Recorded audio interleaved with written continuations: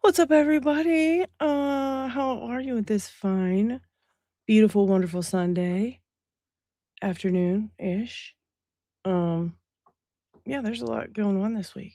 I couldn't really sum it all up in 5,000 videos because there was just way too much. And so I thought we would go live and take a look at some of these um, crazy stories that I found throughout the week. The first things I saw today, this morning, was this a-hole of a representative, Congresswoman, Representative Melanie Stansbury. And she says, Donald Trump says he'll block every congressional bill until we pass the SAVE Act, basically saying he wants to hold us hostage unless we disenfranchise millions of voters and their access to the ballot box. So let us be clear, we are not going to pass your voter suppression bill, period. Now, this bitch, okay, she must have forgot who she works for, first of all, okay, because she works for us, all right?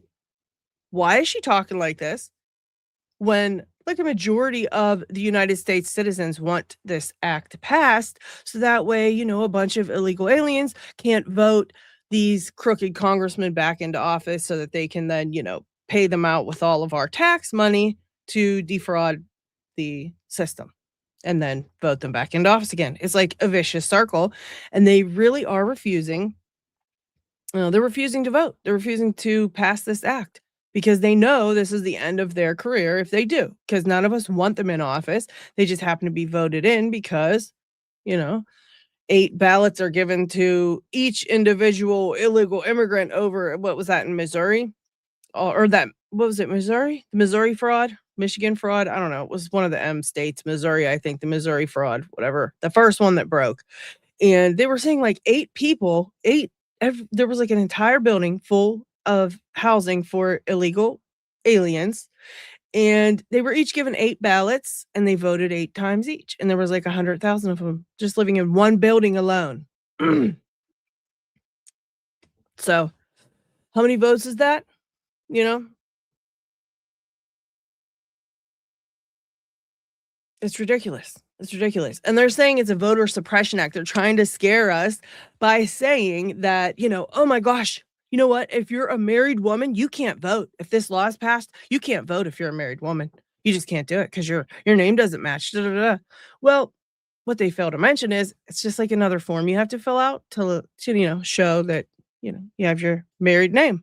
Just like you have to with every kind of ID that you go and try to get, you still have to have that. If I want to get another social security card or even change my name, you have to have all that paperwork that you were married and your name was changed, etc. It's like it's ridiculous. They're trying to literally fearmonger us into, not getting down on them for this not wanting to vote this act in, and I think it's disgusting. Her attitude, "Let me be clear." So, yeah, I messaged her back and was like, "Let me be clear, you work for us," and I told her basically what I told all you guys. And I called the B out because I don't appreciate it. I don't appreciate that attitude. Like, who the hell do you think you are? You're not gonna pass it even though you know, all of your constituents are telling you to pass it? You're still not gonna do it, so you forget who you work for. That's exactly what it is. They make so much money and they've got so much power, they can forget who they work for, and it's disgusting. So, yeah, it's stupid. Yeah, what's the big deal to show ID to vote? It's stupid. Just go show your ID. You have to show ID to buy damn to buy like nicotine like cigarettes and, you know, beer, whatever. Like you have to show ID for everything. I mean, I show ID all the time for all kind of stuff. And now they're making a big deal because you have to show it to vote. The most important thing we do as a country is vote. And they're like, oh my God, I can't believe they want us to show ID. Like, bitch, get out of here. I don't even want to hear it. So yeah, they really got me pissed off. I tagged my state representatives too, and I called them out. Like, are you voting for this? What's your stance on it?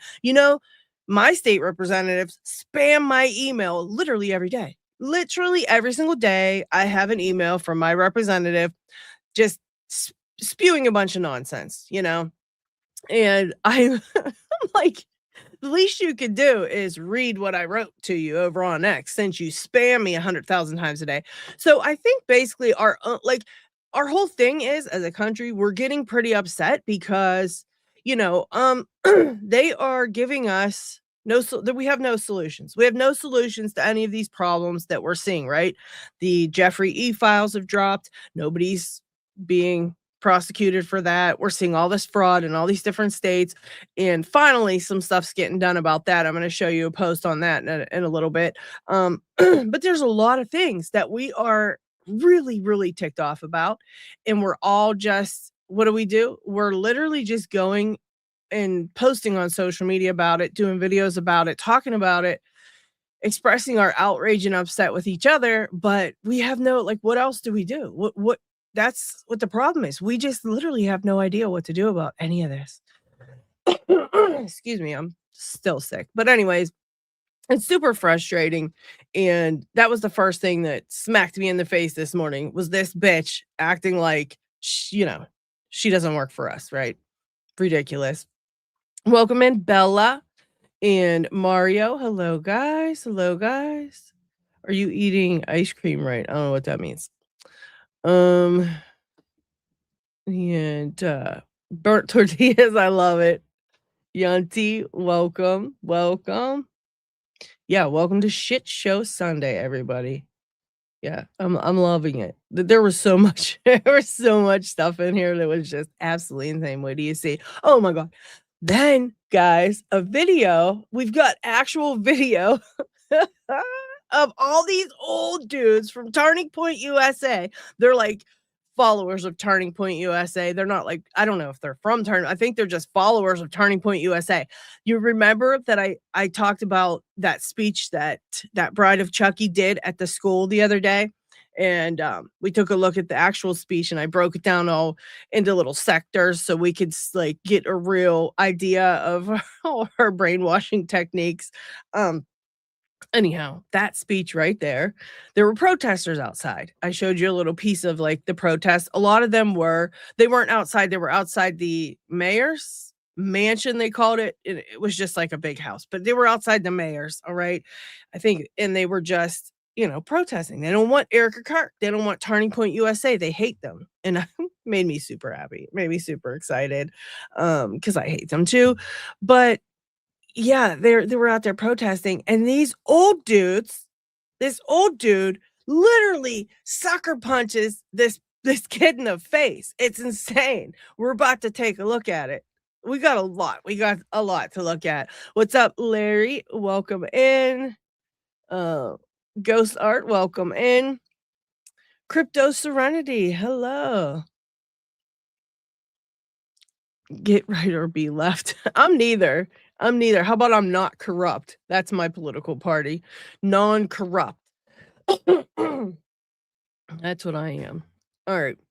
Let's take a look at some of this other stuff. Yeah, you're going to die when you see the Turning Point USA. Literally, old dudes like, pow! I mean, it was insane. It was insane. Hello, Robert. Welcome in. Glad to see you are hanging out with us from Alaska. All right. So yeah. Okay. Oh. Here's another good one, guys. Are you ready for this? So all the stuff with the WAR that's going on right now, and BB, the leader of Philadelphia. All right, we say Philadelphia. You know what I really mean, but the leader of Philadelphia. People were thinking that he was unalived, right?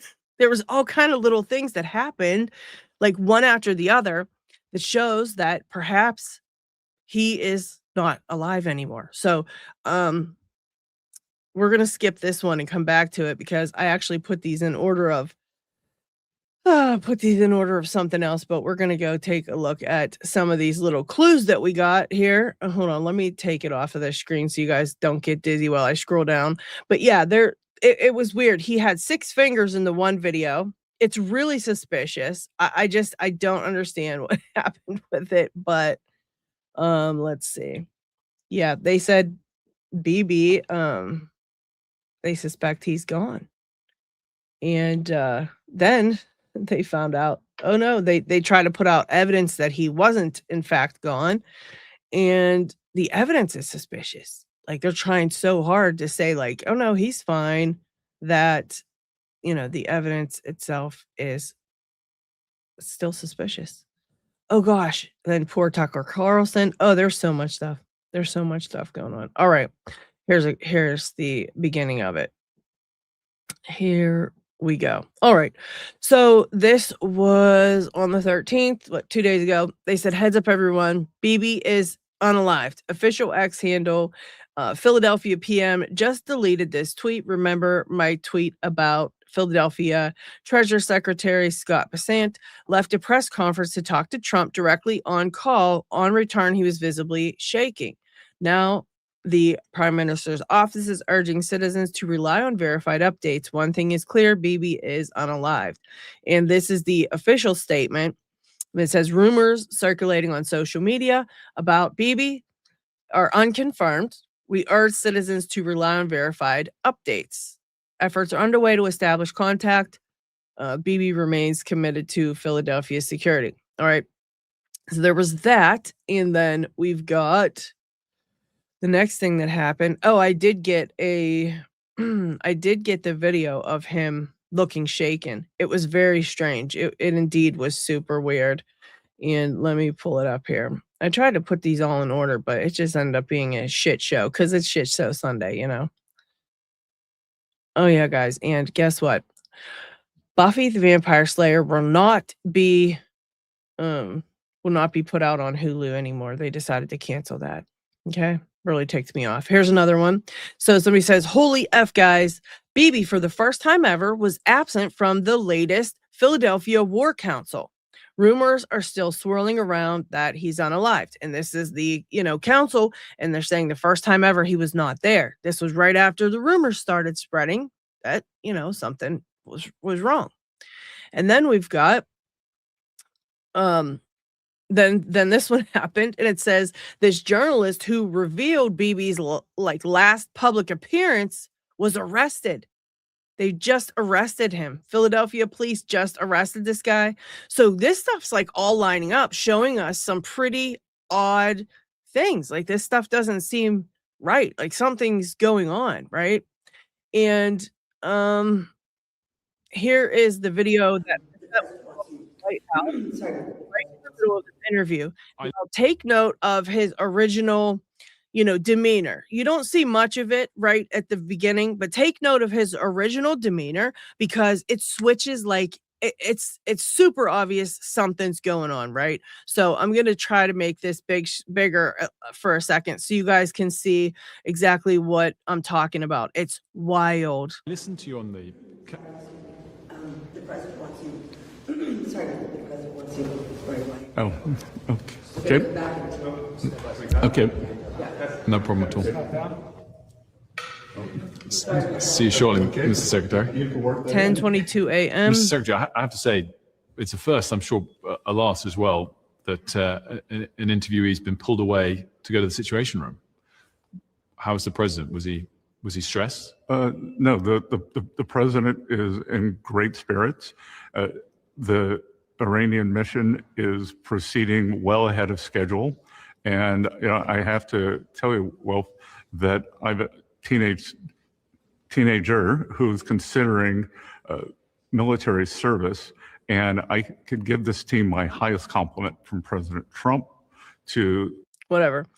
So yeah, do you see that? Do you notice anything strange about that? Did you see just how crazy he was? Like, my teenager. So weird. Very odd. I definitely think that he was shaken up by whatever he heard, right? He was definitely shaken up. We don't know what it was yet, but everybody's suspecting because it fell right in the same time period as, the news about BB going missing. It was something to do with that.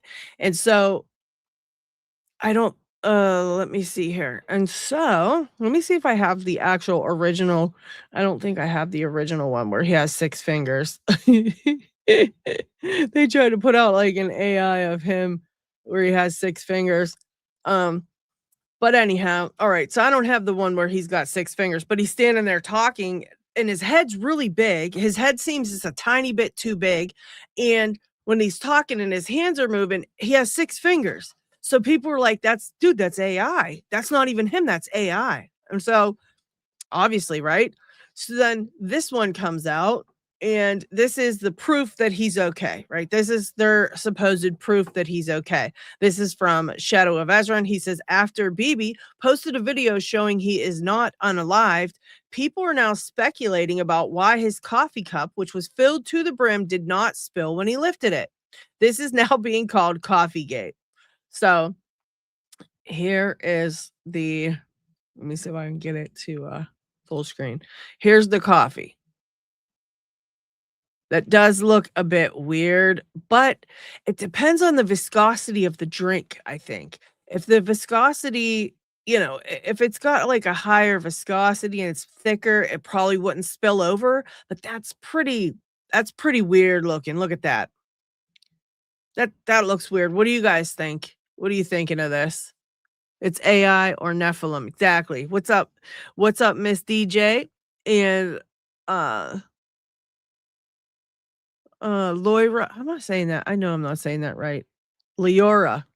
Sorry, Leora. I know how to say your name. I couldn't remember. Okay, let's see. What do you guys say? Bride of Chucky is a documentary. That's right. Bride of Chucky is a documentary. Lots of changes on YouTube. Lots and lots. Yes, there are indeed. I just saw a film. Yeah, that's this one here, I believe. But people are thinking that, this is AI because that looks kind of weird. It's kind of weird. We're about to see them get boxed. That's my next up. Yeah, 6 fingers. Probably over 70, but still voting. Okay, yeah. Yeah, so let's take a look because Robert wants to see somebody getting smacked in the mouth. So that's what we're going to take a look at now. It's great. You're going to love it. This is how Turning Point behaves. This is their Christian. We're about to see Turning Point USA's alleged Christian values. It's really, really nice. Really nice to see here. All right, let me back this out. Oh my gosh, it was crazy. All right.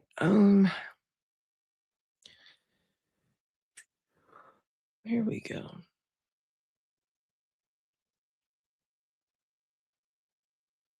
I just want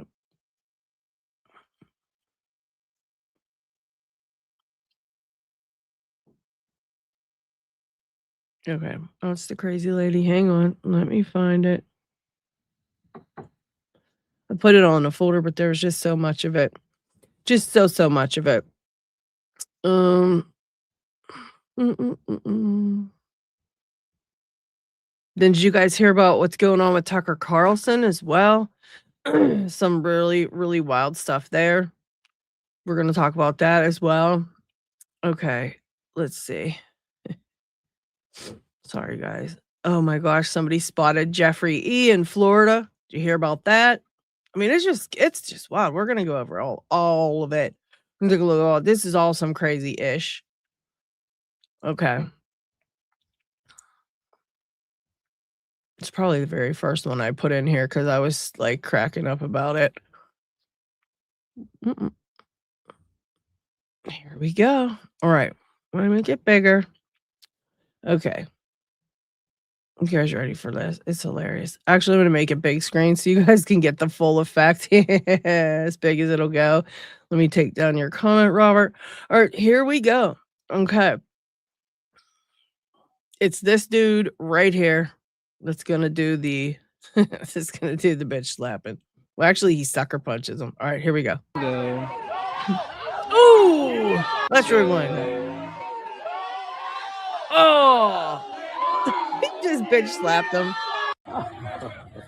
And hey, the lady in the pink dress tackles somebody else. She tackles somebody too. This shit gets wild. Ready? Oh! Man down. Oh my God. Oh my. Goodness gracious. Look at this. Look at crazy. Oh shit. Oh my God. Man, look at it. Bro. Hey, he pulling his pants down. Yo. Damn. It's like a huge brawl breaks out. They got them glizzies out. All these police now show up. Here they all come.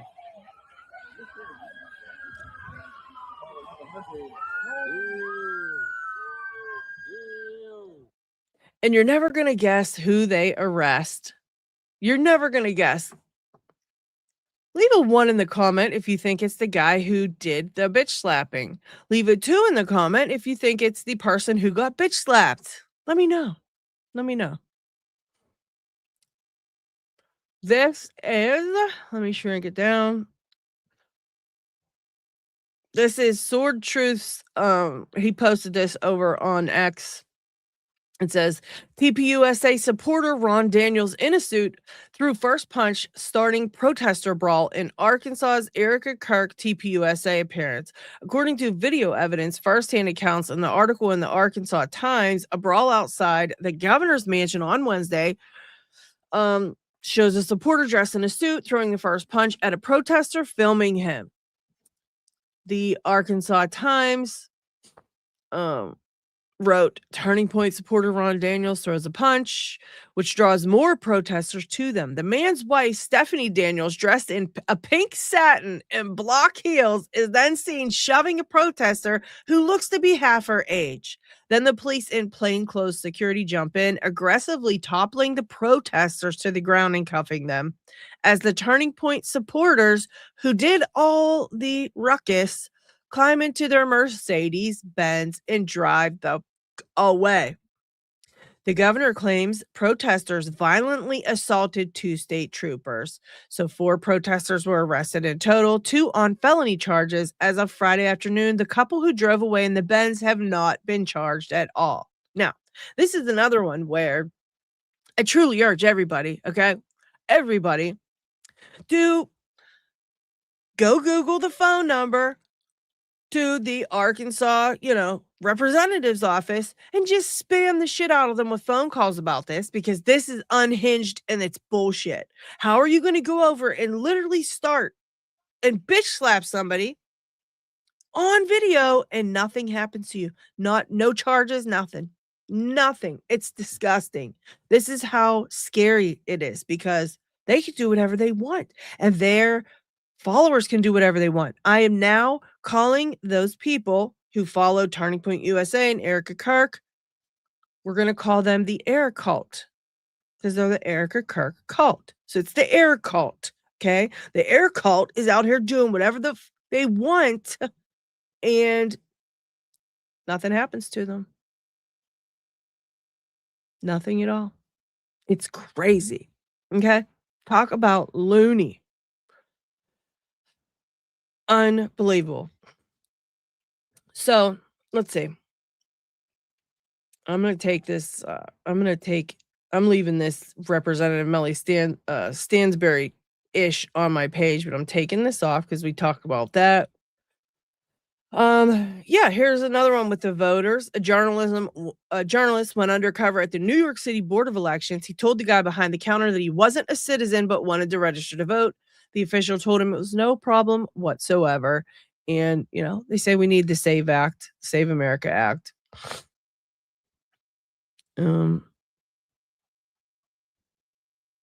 Yeah, worker said he's not a citizen. We have people That's fine. have legal situations and they registered, they weren't a citizen, boom, boom, boom. So how often do things like that happen? Right now, I'm in front of 200 Varick Street in New York City, New York.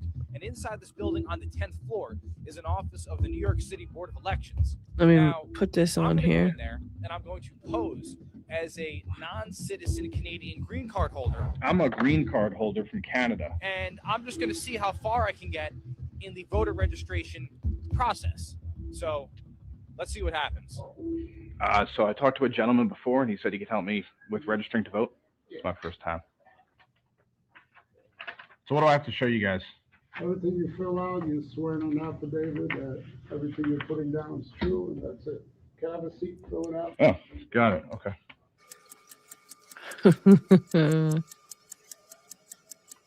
This is crazy. I'm a green card holder from Canada. Okay, yeah, you gotta be a citizen. I wouldn't you wouldn't fill it out. Yeah, I mean, you gotta be a citizen to fill it out. Notice that he doesn't tell me it would be illegal to complete the application as a non-citizen, only that he doesn't recommend it. From here, things get even more concerning. The reason why somebody told me that they were a green card holder and that they came in and then they submitted and they Yeah, were I mean, good. we can't stop you from submitting the application, and Wow. it goes through, but most likely, because they don't do like a full background check, but once in a while, you know, we have people who come in here and they have legal situations and they registered, they weren't a citizen, boom, boom, boom, so. This is a direct admission that non-citizens Wow, are in dude. fact registering to vote, something that many claim is a conspiracy theory. All right, here's the deal. To be honest with you, I'm like, I'm really against everything that's going on right now, and I'm trying to do my part. So, like, do you mind if I fill this out, or like, is it okay with you? It's up to you, that's like, I can't tell you what to do. If you wanna fill it out, but everything is clearly stated, especially at this bottom, it says American citizen. So It's clearly stated. So, guys, come on. They clearly stated this shit. You know what I mean? They clearly stated on the paper. Isn't that enough? It's clearly stated. I love how they said this was a conspiracy theory too. I love it. And now here you go. Another conspiracy theory. And I'm putting them in quotes because that whole conspiracy theory thing is a conspiracy theory to make us think that we are in conspiracy theories when we are literally just, uncovering all the sick, twisted stuff in our government as of lately. So, I mean, there you have it. They're not telling them it's illegal. They're not pointing out that it's a huge, I don't know. I guess you want to call it like a huge. They shouldn't be doing it. They're just, he's like, hey, you probably shouldn't do it, but I can't really stop you. You know what I mean? Wouldn't you eat a turd sandwich for $1 million? You know what? I heard your mom did. So, see if it tasted all right, and then I'll get back to you. Okay? All right. Let's see. Oh gosh. And then we got to talk about this very quickly too. We've got this Paramount Tactical. He's a huge YouTuber over here, and he is super against Candace Owens, and he's one of these people that he's in the air cult. Okay. He's in the air cult. He's one of the top air cult people on YouTube, I would have to say. And now, excuse me, now they're just basically saying, Candace is trying to get Erica unalived. He said this has to stop now. I can't even put into words how dangerous and deliberately malicious this coordinated smear campaign against Erica Kirk has become. They are relentlessly pushing a narrative that paints Erica as a you-know-what with direct ties to Jeffrey E.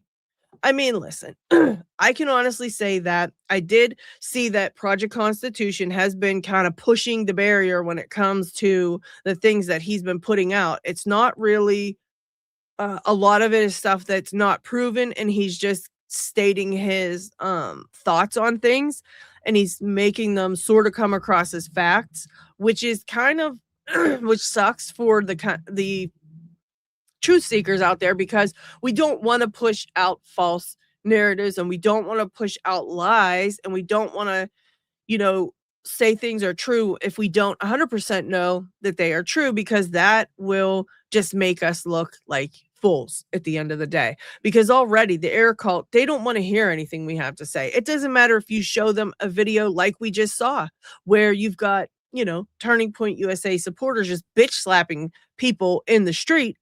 They're still Christians. They're still good Christians, and they're still, they're amazing people. There's nothing wrong with them. They did nothing wrong. It was probably the kid's fault for his face being, right by the guy's hand.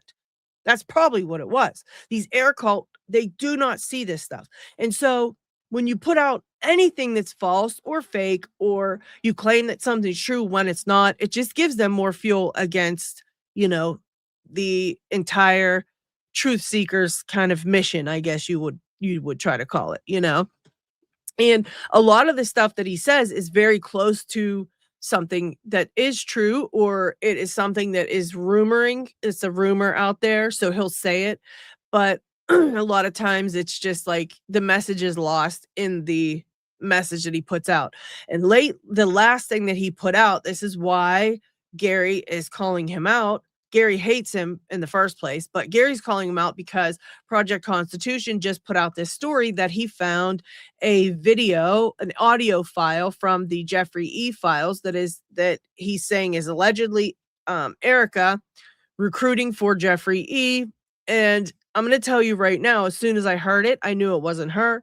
I have a huge gift for voices. If I heard your voice once or twice, I could identify you just from your voice on the phone, in a recording, standing next to me, wherever. I'm really, really good at it. And I knew it wasn't her. I could tell. There are parts of it that feels kind of, sort of, maybe a little bit like her. They sound a little bit, but the whole way she speaks, the voice itself, everything about it just sounded wrong to me, other than a tiny little snippet that sounded similar to her. So there was no truth to it. And actually, it was already disproven a while back, and it was proven to be somebody else. But he did post it saying that it was her, this, that, and that. And then at the very bottom, he says, "This is just my opinion. This isn't a substantiated proof, da da da da." But people miss that part, right? You miss that. You see the headline, you're like, "Oh my gosh." So immediately everybody started reposting it, and it went kind of sort of baby viral over on X, which is a problem because, now they have all this. They've got this big, "Oh, see, you're lying, you're liars, you're lying, you make shit up, you're just going after her character, you're making shit up." And so it just gives them more fuel, okay? But anyhow, Gary decides that he is going to just, again, these air cults, they just deny. They're relentlessly pushing a narrative that paints Erica as a you-know-what with direct ties to you-know-who. So I don't understand why, when you're literally showing proof of certain text messages, certain posts, certain things that appear to be, inappropriate text messages to a 15-year-old young girl, when you're showing all of these things that are tangentially related to the woman, I mean, in every single way, shape, or form. Literally every person in her circle has some ties to something to do with, S trafficking. And so it definitely is not something that we should overlook, but it's something that the air cult just can't see. They refuse to look at it. They refuse to see it, even when it's smacking them right in the face, just like the Turning Point USA guy did earlier. Smack that dude right in the face. So anyways, it's ridiculous. So now, he's probably one of the head leaders, and he's on a mission now to say that, Candace is out to get Erica Kirk unalived. That must be it. Because she's showing information that has been found in Erica Kirk's past. Obviously, she's trying to get her unalived. I mean, if you are able to skip from this point to this point, and that makes sense in your head, there's something wrong with you, okay? Because by you just showing documentation of certain suspicious activities and then saying, "What the hell is this? We need more information. We need to see what's going on here." Just like every other normal human being who is not brainwashed can clearly see. And again, and even more so, every actual true Christian can see this is wrong. This stuff doesn't feel right. This is not normal. I don't like pastors who are accused in 12 different lawsuits of, S trafficking and all these things that literally the amount of pastors that are being charged with perverse, disgusting things is out of this world. And they're all in some way, linked to Turning Point USA, and linked then, because they're linked to Turning Point, linked to Erica Kirk. And so to point this out, it's obvious. And I don't understand why they're trying to, they think we're that stupid that going, "Oh yeah, Candace showed us, documents that this and this is related. She must be trying to get Erica unalived. She must be. It has to stop right now, immediately, right now." Yep. They're showing their true, their true real characters. Yeah. Yep. Oh, I definitely can call whoever I want to unhinged. I definitely do. 100%. I'm in America, and right now I do have freedom of speech. And so I'll call whoever the hell I feel like unhinged. Okay? All right. You sound unhinged, and so does your mother. Okay? That's who's unhinged. Okay? So yeah, this is the post that Project Constitution did right here. Smoking gun, the leaked wiretap captures Erica scheduling this. And so this does like immediately come across as, oh my God, this is something, and because he has a bigger account over on X, people take him serious. They take his words seriously. They take what he says to heart. And so when you see something like this, immediately he says, I've verified its authenticity. This is not a rumor. This is not a theory. So I don't know. I mean, I guess you could say it's true that he verified that it is authentic because he did find it on the DOJ website.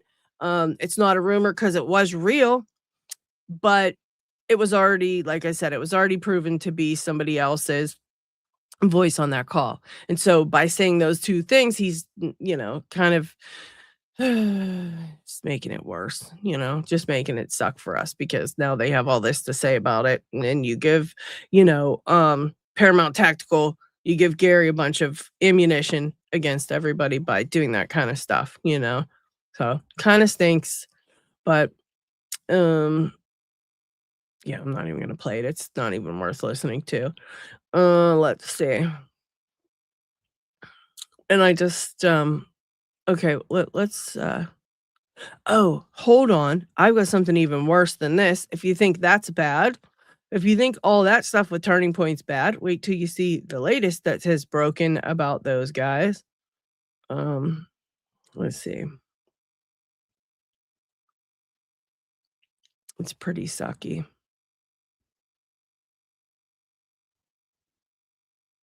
It's pretty sucky. Let's see. Hold on. Yeah, okay, so somebody actually took a screenshot. Let me show you guys this. This is a screenshot, I believe, of what Candace Owens was showing, the ties that she found to Erica and Jeffrey E. And this is actually the only things so far that has been discovered about this, although people, I'm sure, have been looking like relentlessly to find some type of ties. But I do believe that she was smart enough, if this is something that truly happened, she was at least smart enough, or her mother was smart enough to make sure that there was never any direct link. It was always probably, a tangential link, like knew somebody that did that, or knew somebody that did that, or was with somebody who talked to them, or this or that. There was no like direct links. So 2014 to 2015, July 2014 to January 2015, Erica begins tweeting she is casting as a casting recruiter in Los Angeles, a casting recruiter. Okay. Then in 2015 to 2017, Erica is seen taking multiple meetings at Next Model Management with Faith Cates's business guys. In particular, this modeling company procured a lot of Eastern European models. Jeffrey E. is a regular at Next Model Management Office, as he is extremely close with the founder, Faith Cates. She will eventually be forced to step down because of the scandal, and it is unclear why Erica was involved with this modeling agency at all. Now, the sad thing about this is we don't know who Candace's sources are in this stuff. She doesn't say, and I can understand why, because if I was going to tell her something, I wouldn't want to tell her with these powerful people. Like, these are very powerful people. You don't want them knowing your name, especially if you have information about this type of stuff. You don't want these people coming for you. And so she's protecting them. And I understand that, but it's very frustrating because, unless we have sources like that of our own, we can never know if it's 100% accurate, true. We don't know the person that told her this, all kind of stuff, But this is so far the ties that we're seeing between the two. Okay. So I'm going to remove that. And there is something pretty terrible that we need to look at. Let me remove this one because we talked about that. This is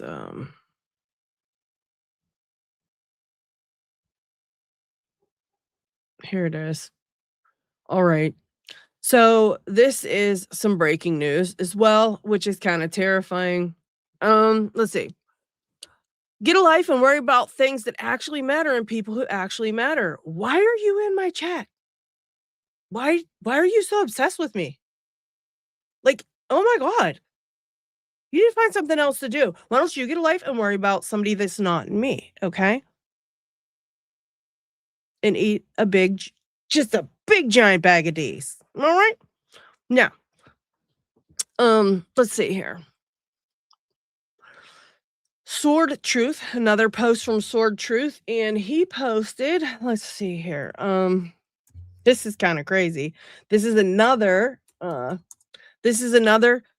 son of TPUSA faith pastor sentenced to 4 years in prison over child SA images.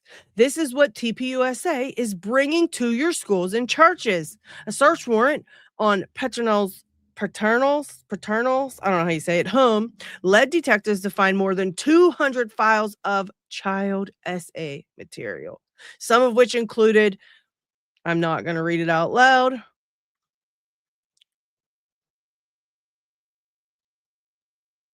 Yeah. This is absolutely disgusting. Absolutely disgusting. The son of a TPUSA faith pastor.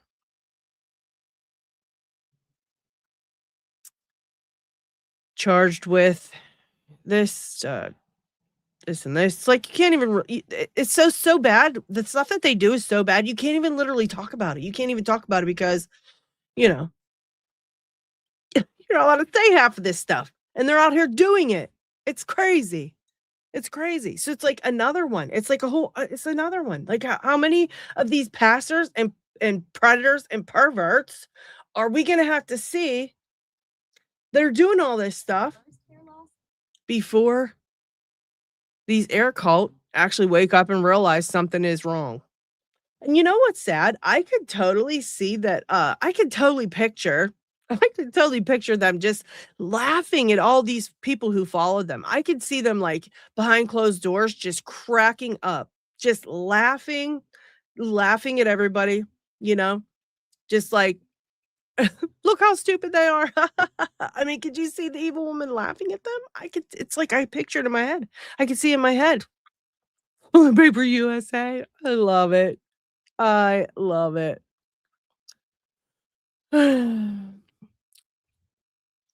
Let's see. Yes, Amy. Hillary Rodham Clinton's brother passed within weeks of the so-called suicide of Eve, but that's her brother shown. Yes, and wait till you see what else I found. This just, oh my gosh, it just gets worse and worse. I'm telling you, it's a shit show. This was the perfect day for this because it is a shit show. So let me go back one. Let me remove this because now we're going to get into the Jeffrey E stuff because it's pretty wild. Wait until you see this shit, guys. I'm not even kidding.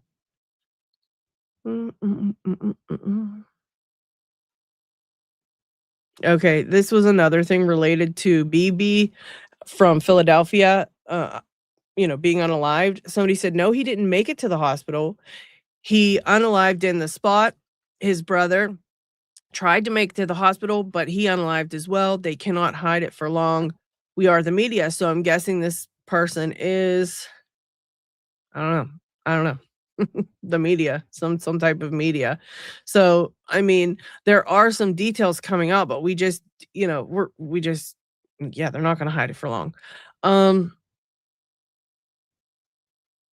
Yeah, there's so many things. Holy crap. Let me just tell you about this Jeffrey E stuff and then we'll go back to it. So first up, something I wasn't aware of that I'm now finding pretty odd, all right, is that the Patriotic Blonde post, just a regular reminder that the government accidentally announced Jeffrey E.'s death the day before he died. Like, what? Huh? I didn't know that. Did you guys know that? Jay says, you're a useful idiot. You know who isn't a useful idiot? Your mom. She's just a plain idiot. She's not even useful. You know what I'm saying? She's not even useful. I mean, I've heard she's useful for some things, but I don't want to talk about that online. Okay. Yeah, so anyways, the Jeffrey E's, this is a United States Attorney's Office, and it says statement of Manhattan U.S. Attorney on the death of defendant Jeffrey E. Early this morning, the Manhattan Correctional Center confirmed that Jeffrey E., who faced charges brought by this office of engaging in the trafficking of you-know-whats, had been found unresponsive in his cell and pronounced unalive shortly thereafter. Today's events are disheartening or disturbing. Today's events are disturbing, and we're deeply aware of their potential to present yet another hurdle to giving Jeffrey's many victims their day in court. To those brave young women who have already come forward, and to the many others who have yet to do so, let me reiterate that we remain committed to standing for you, and our investigation of the conduct charged in the indictment, which included a conspiracy count, remains ongoing. And this is dated August 9th, 2019. Do you guys know, like, for sure what day they say he was unalived? Yeah. Yeah, I truly believe that was Hillary's brother. I did a little video about it, but I never did put it up because I didn't think anybody would be interested. But yeah, it seems as though, let's hear letters out. And then we've got another little piece of information here. Has just found somebody just recorded this allegedly. I'm gonna put this big so you can watch it as well. Tell me who you see coming up, who this guy in the car is recording. He's gonna pass somebody. Tell me who you think this is. Here it comes. And evidently this was done recently. This video was taken recently because it's going viral all over the internet. It's going viral.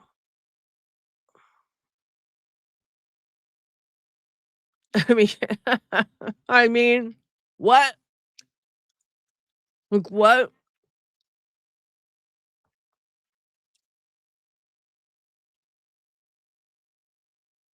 I don't know. They're claiming it's, they're claiming it seemed like it might be legit. They're freaking out. So I guess we won't know until further information comes in, but yeah, South Florida Highway. And I did find it outside of Project Constitution as well. Like, a lot of people were posting about it. So I think we might have to just wait and see. And Sword Truth posted that Liz Crokin actually comes out. She actually came out and accused Erica Kirk of being involved in the R word, the T word, and the other T word of children. And this is what her post evidently said. She said, I came to that conclusion based off of my own research. And before, Candace started exposing any of this. So everyone who's trying to get me to cover up for this can go F off. I don't care who you are or what you claim to represent. If you are involved in this stuff, I will expose you. It's really that simple. And people are like, whoa. And she did post this spreadsheet kind of, which shows all the different ties to everything. And I don't know if this was her spreadsheet or is this the one Candace had on her show, guys? I can't remember. But it does show a lot of things. I've had Grok clean it up so it wasn't so blurry, and I'm gonna take a look at it and try to see what I can see, and maybe I'll do a video and just kind of tell you guys where everything's at. I would love to make like a Venn diagram of all of this information and see where the circles meet. You know what I'm saying? I would love to do that. I don't know how good I'd be at it, but if any of you guys are good at that kind of thing, shoot me an email because I'd love to see it. I'd love to see it in that way, because I think that so many things are overlapping and we just aren't really. I think seeing it in that way would make it easier for us to actually see it, and so there's that, and then we talked about this already. We're slowly getting through it, guys. We're slowly getting through this shit show. All right. We saw this already. Look at that. We're doing a good job here. We saw this already. I want to show you the other things I found with Turning Point, because there was a couple of somebody posted a really good somebody did a really good post actually comparing the things that Turning Point's doing right now compared to what Charlie wanted. Here it is. Here we go. This is Sam Parker. Some of you guys may know him. He's got a big channel too over here on YouTube. And let's see. Jay Donovan says, Piglet, LOL, you're irrelevant. Okay, then why are you here, bro? Quit obsessing with me. Quit being obsessed with me. Oh my God. You really need to go back to spanking yourself down in the basement of your mommy's house. All right. And quit bothering us. So Sam Parker posts, what sort of black magic sorcery was Tyler Robinson into? Consider that Charlie hated Ben Shapiro. Now Turning Point defends Ben Shapiro. Lets him host the Charlie Kirk show and lets Ben kick off AmFest. They say Charlie loved Thomas Massie and said Massie was one of his favorite congressmen, and now TPUSA attacks Thomas Massie. They say Charlie said Nicki Minaj was a bad role model. Now Erica, interviews her on stage at AmFest. We went over a few of these in a couple of videos that I've done. He said Charlie admitted Epstein may have worked for Israel said the bad word, intelligence, and urged the Trump administration to release the files. And Erica has remained completely silent. And that's another thing. Why are they so silent on all of this stuff surrounding Jeffrey E? And it's crazy because Charlie would have been posting every single day about this stuff. He would post something every day, a question he would pose to the public, or, he would post something, some of his thoughts, and these guys literally all they post is they post about stupid stuff. They're like, Charlie would have liked, Charlie would have liked you to donate and buy hats. It's like, Erica's remained completely silent while several close connections between her and Jeffrey E have come to light. Charlie was outspoken and explicitly against expanded regime change. And now TPUSA said he'd support this expanded regime change. And I did see that post. I did see a couple posts that he did on this. They're showing it all over because people are like, yo, what are you talking about?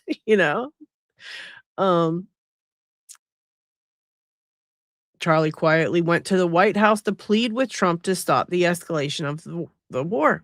And now TPUSA secretly goes to the White House the day before the Jeffrey E files are released and puts out a Charlie Kirk show episode meant to trick everybody into thinking they were still in Arizona and not in secret meetings at the White House. Have you guys heard about that one?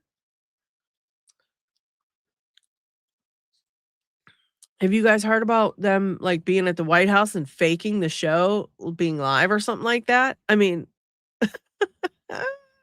it's crazy. They literally just, they are so deceitful. I don't even know how they can figure out half this shit. I don't even know how they figure out half these plots and these little things they're doing. It's wild. Charlie was planning a run for governor of Arizona. Now, Turning Point says that Charlie thought Erica was going to be president. I mean, that's crazy. That's crazy. I mean, you guys remember they said Charlie was like, yo, Erica's better at me than everything. Erica's like better than me altogether. She's like the best out of everybody I know. She's better than even me. She can do everything way better than me. Meanwhile, she can't even get through one speech with her own words. She never even says her own words. It's always Charlie would have wanted this, and God, God, God, God, God, God, God is good. God, God, pray, pray, Bible, Bible. It's weird. Charlie praised Erica's role as a mother and encouraged men to do whatever it takes to enable their wives to stay home like he was doing. Now Erica's running TPUSA, going on speaking tours and getting appointed to the board of the Air Force Academy, despite massive amounts of money and resources at her disposal to help her not have to work while she raises her kids. And that's, guys, like seriously, that's another thing. Come on. Raise of hands, men or women, okay? Put a 1 in the chat if you were in that position and your spouse left you with millions and millions and millions and millions and millions and millions and millions of dollars. Plus, you raised millions and millions and millions and millions of dollars after your spouse, was unalived. Would you decide to retire? Would you be like, yo, I'm out of here. I'm done. I can't do this. I want to be with my kids. Like, I've just realized with the loss of my husband, I realized that life is short. You only have so many days on this earth, and you should spend it with the people that you love, and you should spend it doing things you love. And since I have like the ultimate amount of funds, I think I'm going to just like buy a really nice house somewhere, take my kids, my whole family, and just go live happily ever after. Or would you be like, yeah, I need to run TPUSA. I need to go hard. I need to go hard. I need to bring my kids into the office every day and have strangers watch them all day because I got to be here at work. Like, I don't get it. I don't get it. Yeah. Yeah, she is. She's with the get all the money gang. Yes, she is. Yeah, probably not her kids. I know. Yeah. Yeah, I just find it weird. Like, I would never. I'd be like, yo, I'm out. Be like, thank you, baby, for leaving me all this loot. I am out of here. I'd be so excited. So, moving on.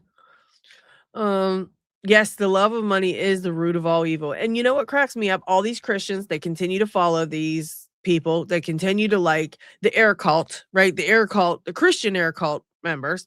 They go on and on and on about how God-fearing and Christian she is. But it's pretty clear to me, and I'm pretty sure all of you guys as well, that she worships money. Her God is money. It's so evident. It's so obvious.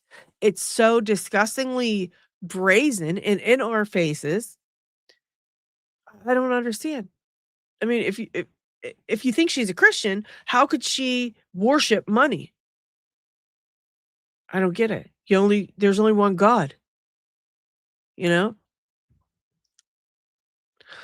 Charlie turned down the $150 million from Bibi and proclaimed he was dropping the pro-Philadelphia cause. Now Turning Point has re-embraced the pro-Philadelphia cause, and Erica does an interview with Philadelphia operative Barry Weiss, and TPUSA magically raised $250 million in the wake of Charlie's unaliving, while denying Charlie ever received that offer.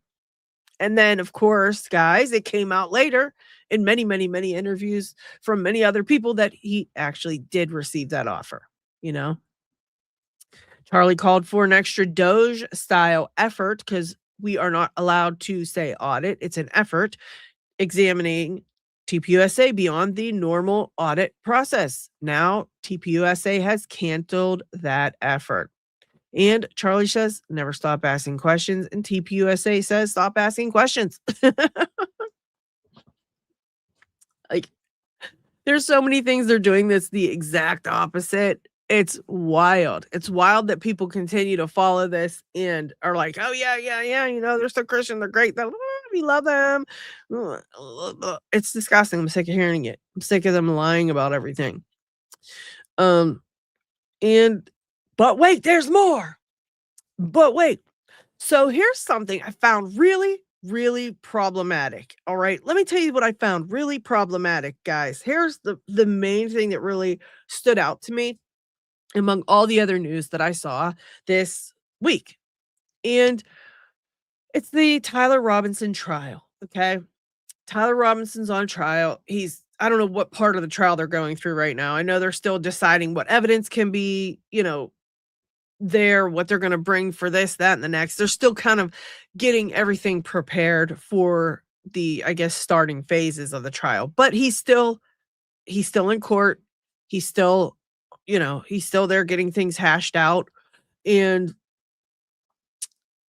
nobody from Turning Point has gone to a single hearing yet. They've not been in court once yet. Not one time.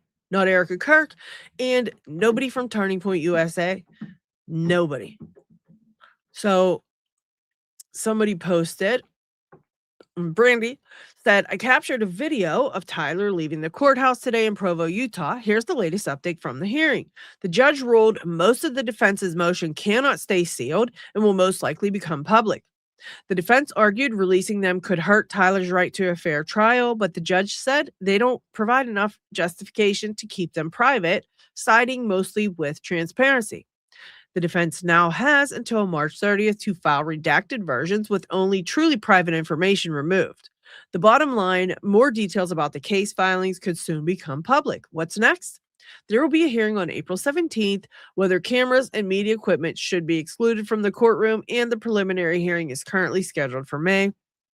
And she said, your girl plans to attend all the trials and keep you updated.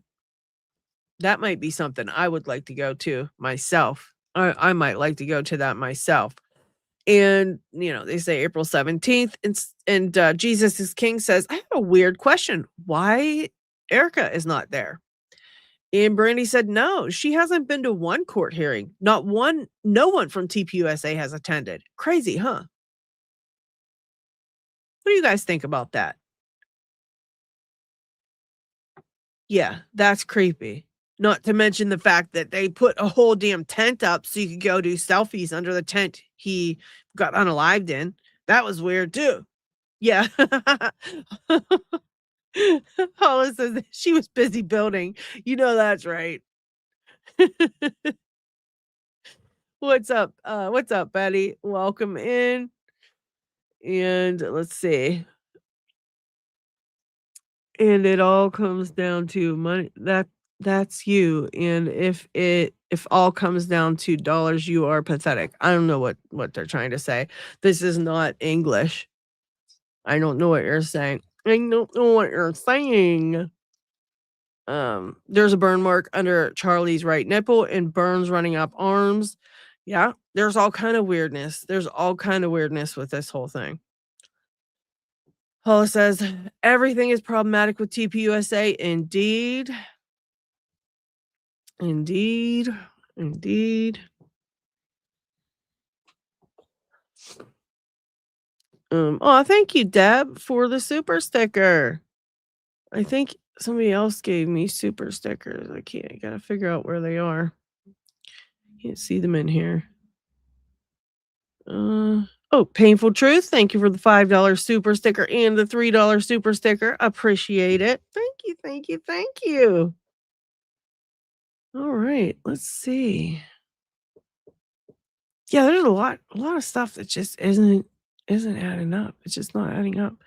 3 separate police squad cars claiming to witness Charlie was fighting for his life to escape. 70 miles per hour SUV driving to further hospital. Yeah, what's that about too? Like, I don't. It's really, at this point, it's like, it's insulting. It's very insulting is what it is, because they honestly think that we are so god darn stupid. They really do. They're like, man, we had to go to the hospital that was like further away, obviously, and you guys even questioning it. You're ridiculous. You must be demons. You're evil. Get out of here. You're evil. Oh, thank you, Holla, for the $4.99 super sticker. Thank you. Very, very kind of you. Thank you so much. I'm very late.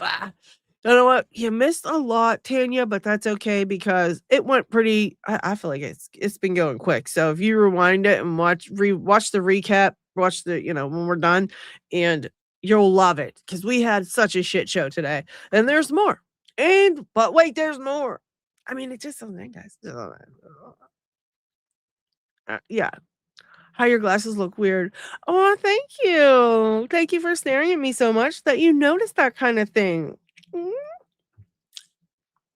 Everything about you is weird, including yo mama. Okay. Yes. Yes. They yes, they did. See, my theory about this is they definitely knew that Charlie built momentum and that he was herded by youth. It was his idea to go after the younger voters, right? It was his brainchild to say, let's get out here and recruit these people who are coming of age to vote. Let's get these people to vote. This is how we're going to get Trump into office. We will get these people to vote, and his plan worked. Lo and behold, his plan worked.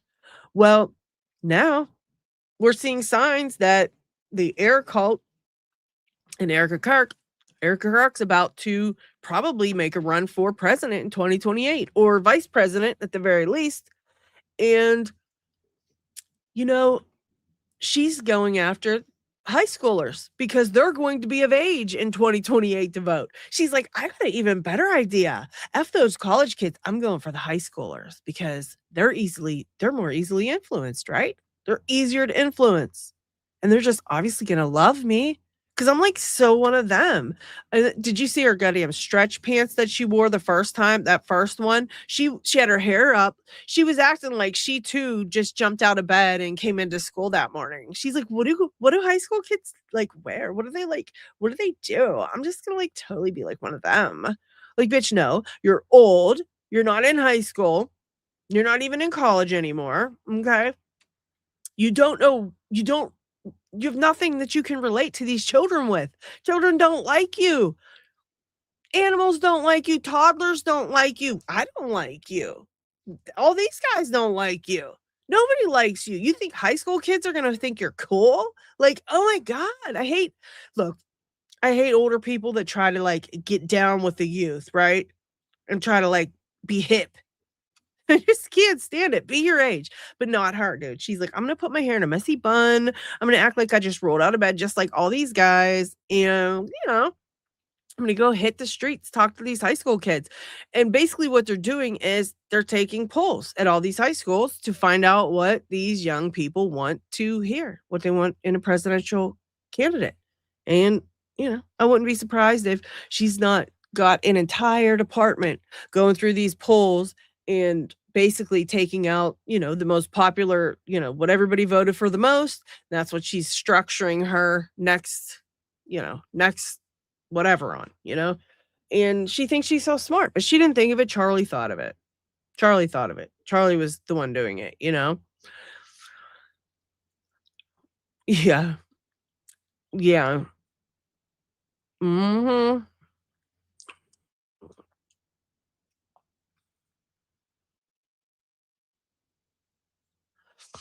Oh my God. I hate when people that jerk off in their mom's basement try to hop into my chat and call me a moron. Oh my God. Why do people that don't even want to be here have to comment? It's because they don't feel heard by their mommy and they want us to hear them. I hear you. I hear you, John. I hear you, buddy. I predict that if Erica goes for any office, she'll be talking to her husband soon. Well, she said she can't wait. She like knows he's like having a party up there in heaven. Like they're up there, Charlie's dancing. He's doing his thing. You know what I mean? He's having a great time, she said. She can like picture it. She can picture it. She can't wait. She's totally excited. She said none of them were afraid to be unalived because they knew everything would be fine. And Charlie would not come back. If he had the choice, he would not come back, guys. He doesn't want to come back. He doesn't want to see his children. He doesn't want to, walk his daughter down the aisle. He doesn't want to do none of that. He just wants to he's jamming in heaven with Jesus and he don't want to come back down here. Mm-hmm. And the air cult's all over it. They're like, I don't know. They agree with her. They're like, that's normal. That's totally normal. It's totally normal. I feel bad. I honestly do feel bad because I think at this point, I think they're brainwashed. There's no other logical explanation to the amount of blinders they have on to all these things that are coming up and that look shady and at the very least need investigated. Now, I don't know if she did anything. I really don't know. All I do know is she seems very happy her husband is gone. Does that mean she did something to cause it? No, I don't know. I don't know what she did. I'm not that woman. I have no idea. But I just know she isn't acting right. And I know that, these questions need answered. If this was anybody, we'd be asking these questions. If it's anybody, we would want these same answers. These are the same people that are all upset about the Jeffrey E. files, right? They're so upset about all that because it's so terrible. And yet you see similarities and connections, and they're like, no, but those connections don't mean nothing. You're crazy. You guys are so evil. That means nothing. I showed you the picture of that little girl. It was a little girl in a picture with a butterfly. She had a butterfly long sleeve shirt on, all these little weird toys put out like in a certain order. It was very strange. She had that little stuffy around covering up her, neck area in the picture. And Erica's like, I have something special for you. She's tagging somebody like, I have something special for you. Very special. Something. Wasn't even like, I have someone very special to introduce you to, or it was just weird. It was just weird, Yeah, the Freudian slips. Oh my God, Amy, did you hear the one that what's his name? Blake Neff, the Freudian slip he just did? That was great. He was like, they're just so overcome with guilt right now. I mean grief. It was so funny. It was so funny. I was like, dude. Oh my God, they're just ridiculous. All right, let me scroll to the top. Let's scroll to the top. Let's see. Well, the second down, because we did look at the top one already. That's this. I'll tell you what, for those of you just coming in, we went over all of the stuff from the week that was terrible and we hated. Please hit the like button while you're here before you leave. And before you forget, please, if you're on the vertical, double tap that screen.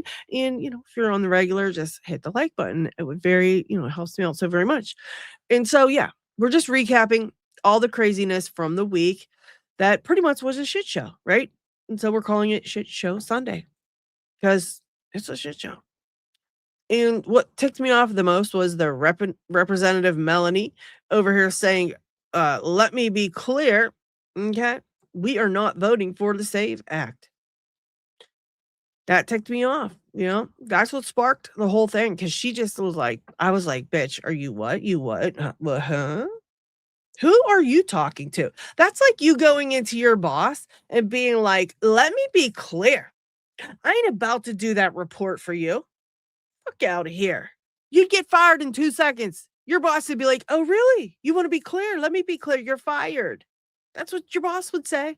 So, like, the balls on these people, they're just insane. It's like, what? So, Thomas Massey just went nuclear on Trump's Department of Justice for bringing 0 charges, arrests, or investigations over the Jeffrey E. files. And I don't want to, let's see. I don't know if I want to. Yeah, I don't want to play it because he says a lot of stuff that we don't want to have on here. But he goes off. And I gotta say, I'm kind of digging. I'm kind of digging Thomas Massey and his stance. He's really out here putting his neck on the line. He truly is. I mean, he's really mouthing off and he's snapping back at everybody. And even Donald Trump's trying to he's trying to end that political career. Although I did hear that wherever they were speaking somewhere this week, debating or something somewhere. I don't know. or maybe Thomas Massey did a speech. Well, Trump came back and did a speech of his own, supporting the whatever, some other candidate, or I don't know, something like that. And right afterward, Thomas Massey's approval rate went up by like 30%. It was crazy. It was crazy. He was trying to get like people not to vote Thomas Massey, and all he did was just make his approval rate even higher. So it was wild.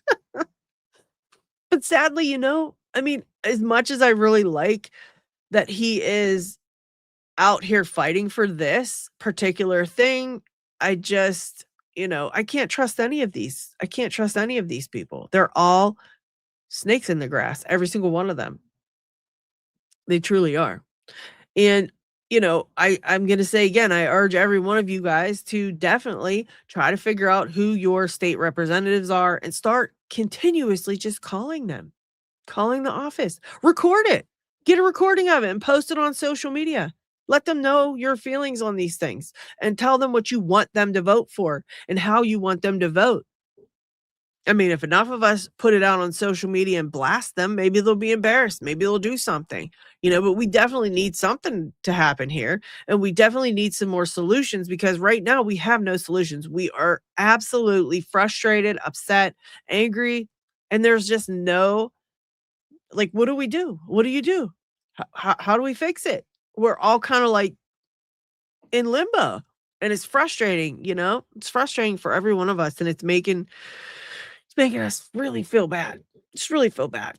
All right. Now, next up, we've got Tucker Carlson. Okay. He says, when you discover the CIA has been reading your texts in order to frame you for a crime. This is pretty kind of crazy, I'm going to say. A little kind of scary, I'm going to say.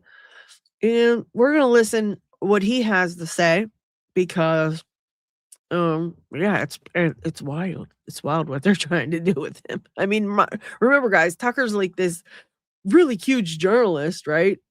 So first, let me just welcome in everybody who just came in. I apologize for not really talking to you guys and reading the chats too much. Let's see. Clayton being rude. Look who's talking. Go to a mirror and look. I have. I mean, come on. All this? Are you kidding? Please. Amy says protect the youth. I thought Meghan Markle was bad indeed. Yeah, for years reading the Bible, she sure doesn't know any of it very well. Very true. She'll probably take the hot tour. Sasquatch, that's great. Oh, shoot. Yes, welcome into everybody who just showed up. Please don't forget to hit that like button. The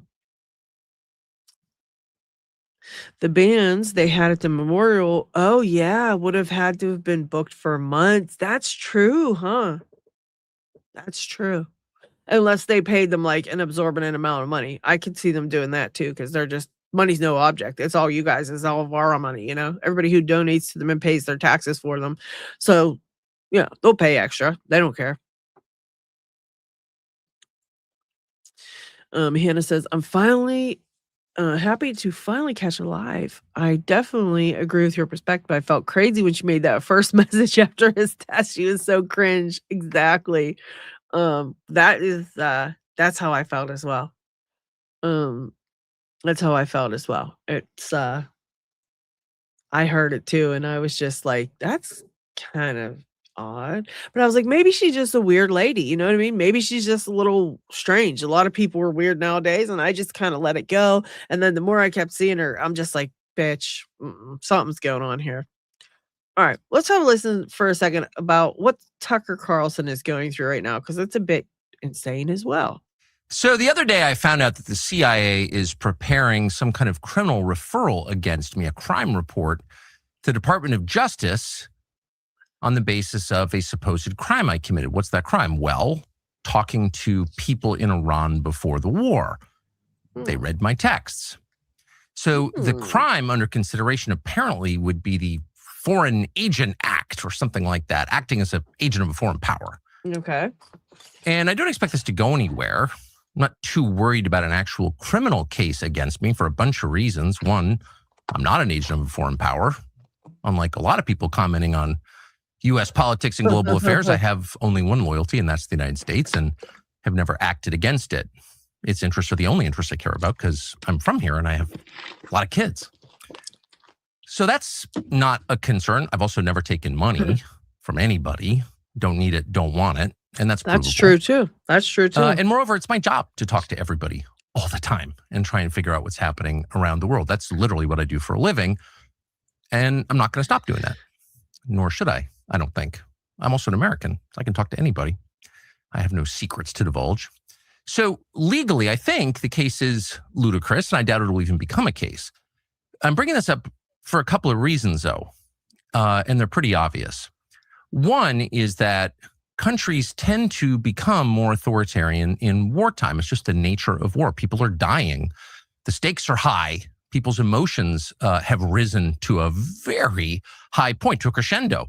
And so there's much less tolerance for any kind of dissent in the homeland. The irony, of course, is the United States fights wars on behalf of freedom, but there's always less of it here in our country during war. So that's a widely recognized phenomenon, and it's likely to happen now too.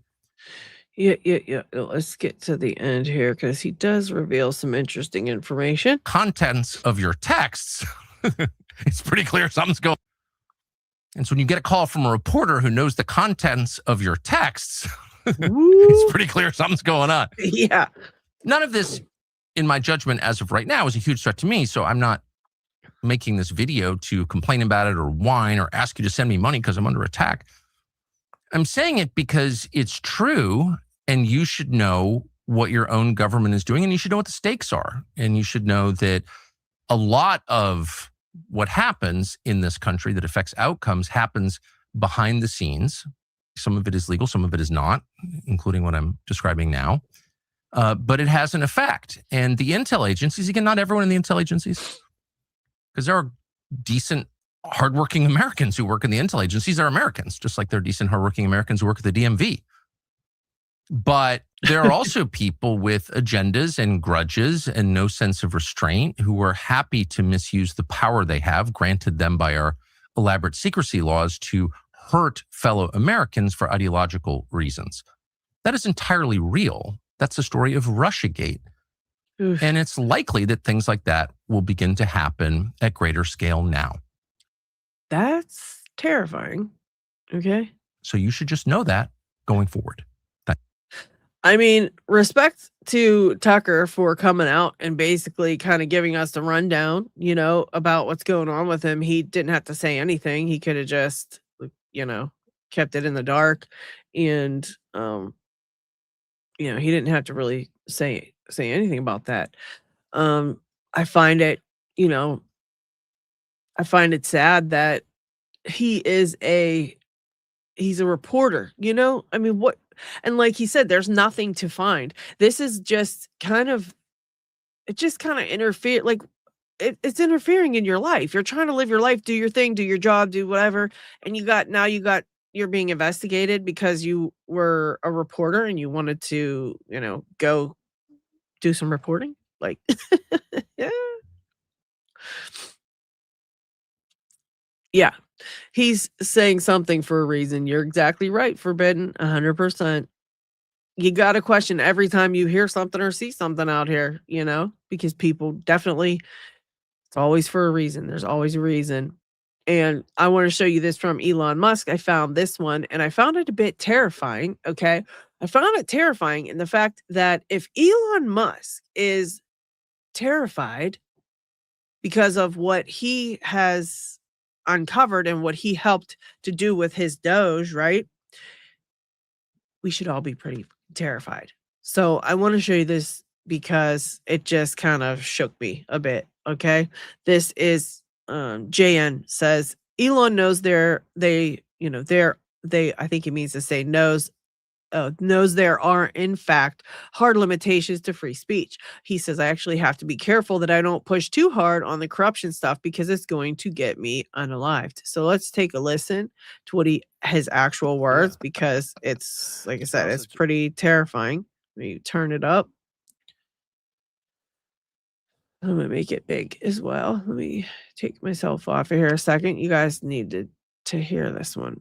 A spouse that's really good at insider trading, Yeah, like Paul Pelosi, it's a lot more than insider trading. the way they're acquiring wealth. Correct. And what other methods? I mean, this is really going to get me assassinated. It's like I'm not lengthening my lifespan by explaining this stuff. And all he asked, right, was what other methods are they acquiring their wealth? And it's not insider trading. There's other methods. There's other methods of how they're acquiring their wealth. That's all we want to know. How? What are they doing? He says, "Oh, I can't really say because it's going to get me unalived." Like what? That's insane. To say the least. I mean, I was supposed to go back to DC. How am I going to survive? This fucker's going to kill me for sure. I actually have to be careful that I don't push too hard on the corruption stuff because it's going to get me killed. A spouse that's really good. I mean, what? Like Elon Musk of all people. Elon Musk of all people. You'd think he'd have like robot security and shit. And he's like, it's going to get me unalived.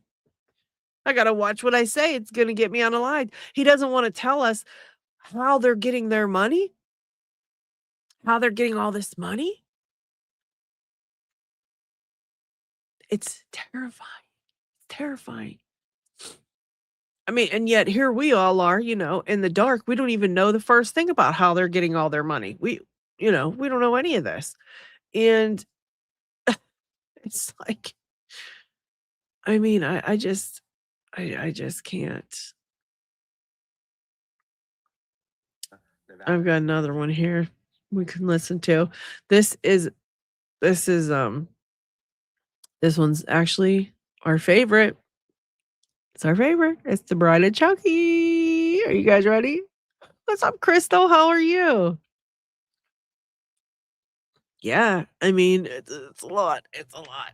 And I'm getting a real tingling feeling about that whole trafficking situation with, TPUSA. Now, all the stuff with what Elon said about the Doge, the Doge mess. I'm going to call it a mess, if that's what we're going to call it. But there's something going on there. There's something going on. And I don't know. I just don't like how, of all the people involved in everything, Erica Kirk, the one they put front and center as CEO, is the only one who doesn't have a direct connection to all of this stuff, right? It's always one step away. It's like she's friends with Tyler and Tyler did this and this and this, or she's friends with this guy and he did this and this. She has all these pastors that are perverts and PDFs and everything else, and they did this and this and this. But the fact that she's even allowing PDF pastors to, preach to people's sons and daughters, it's like, how are the air cult able to defend that? I don't understand. How are they defending that? That's insane. What is your defense for that? That's why I said it's the air cult and they are brainwashed because there's just no defense for it. There is not. Absolutely nope. All right. This is the TPUSA call from February 11th, 2026. And this I got from Project Constitution over on X. And this is, I think, Tyler Boyer talking at first, and then he turns it over to good old Erica. Okay, let's hear what they have to say. Last thing I'll say is this: at Turning Point Action, we have a ton of jobs posting in Arizona, Nevada, and New Hampshire. Those 3 states are so critical for our success. We actually just locked down. Jonah just got back from there, got the keys to a new building that we have in Las Vegas, which is really exciting. So it's about similar size of this. And so the footprint is growing. That's terrifying. The footprint of TPUSA is growing. They've got a giant building in Vegas, just about the size of this building right here. Things are moving. Things are happening. They're just growing and growing and growing. And like, obviously, none of us want to see that happening, right? None of us want to see them continue to grow and have this huge footprint because it's almost like Scientology, only it's TPUSA, Ericology, air cult.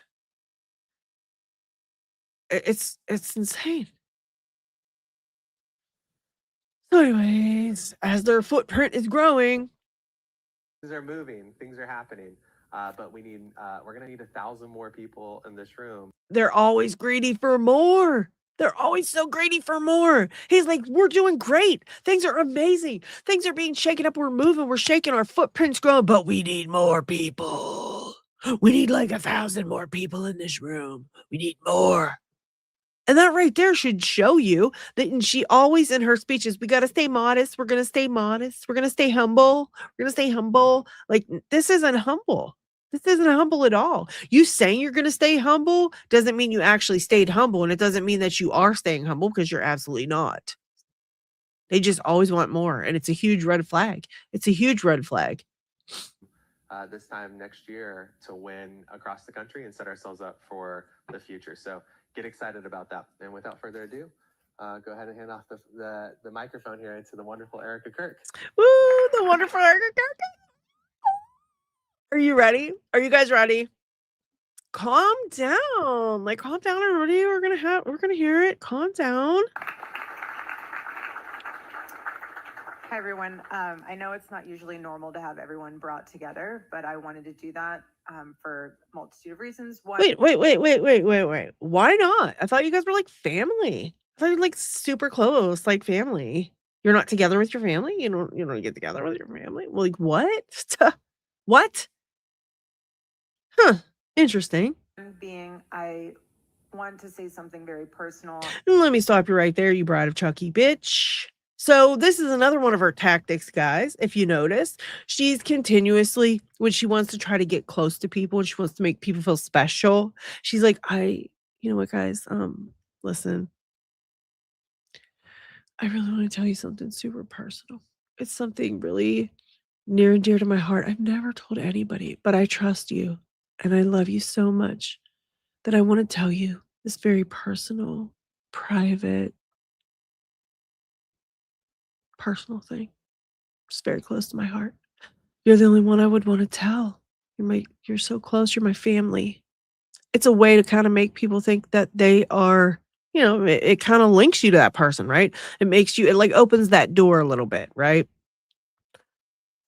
Gotta go. You are just weird. Get help. Okay, anonymous. All right. Take care. Thanks for the engagement, biatch. Okay. So here we go. This is Erica Kirk. Really, getting in there with everybody. And say thank you to each and every one of you. I bring my babies to the office 9 times out of 10. And a lot of you have interacted with them. Why? And it's very sweet to me and it's very precious to them, because then they know you guys by name and they'll come to me and they'll say, did you know that so-and-so gave me a stuffy or something like that? Thank you. That my kids are my world and I love bringing them here because they get to see what their father built and what you guys all continue building. Okay. So that personally means a lot to me. I just want to say thank you for that. Also, I'm going to be doing something kind of like a lunch with your department style thing, because it is on my heart so badly. I would love to sit down with each and every one of you individually. I want to know your name, your face, like be able to pray for you guys and really just know you. Okay, so I'm gonna just kind of pause it right there. Because like, why? So you bring your kids into the office 9 times out of 10. So like, why would you want your kids to be in an office environment in their time of like grieving and upset? And like, this is like a devastating moment in their lives. And their whole routine is now uprooted and changed because she wants to now bring them into the office, right? 9 times out of 10. And she can't just stay home because, heaven forbid, anything be done at all without her knowledge, right? I'm assuming. And to top it off, she's like, and you guys just like take care of them all day. Like, she brings them to the office to get free childcare, even though the bitch has more money than God. She brings them to the office and gets like free childcare. Could you imagine being at work and the boss bitch comes in and it just expects you to watch her little rugrats running around? Like, what? For free? I'm sure she's not giving anybody any extra money. In fact, we know she isn't because she doesn't even know who they are. She said, I'd love to just get, like, I'd love to know your name. All you people that are babysitting for me here at the office, like, love to know your name.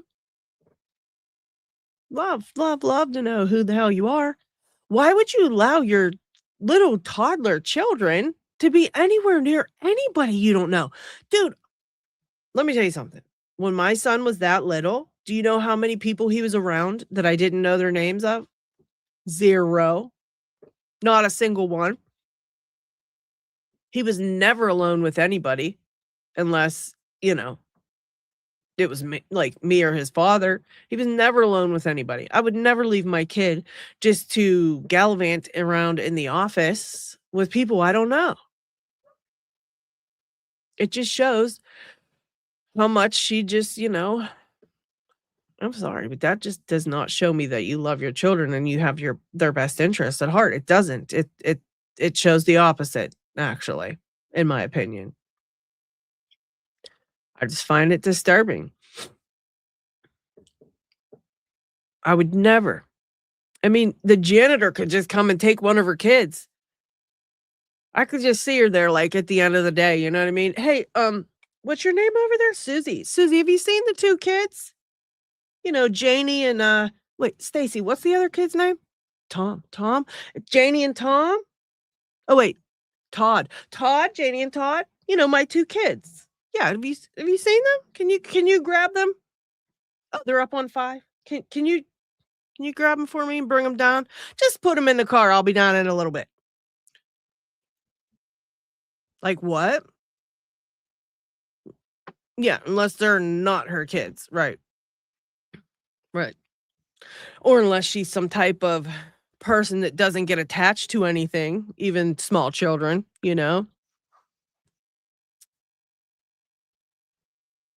And I feel bad for them kids because no matter what, if they're hers or not, like, is she going to do the same thing to them that was done to her growing up? I mean, look how she turned out. You know what I mean? It's like, what's going to happen? It's wild. It's wild. I don't understand how you would just allow your kids to just, especially after losing their father, like that's so, you want them to have stability in that time. You know what I mean? You want them to have that sense of stability and try to keep everything else around them as normal as possible, even though there's a big, uprooted like difference in their life with their father being gone. You would definitely want to try to keep everything else as normal and uneventful as possible so that, it gives their little hearts time to heal. But she's like, no, I'm just going to bring them into the office 9 times out of 10, where they probably have never really hung out before 9 times out of 10, and throw them with a bunch of strangers that I don't even know who they are. I don't like it. I don't think that's it,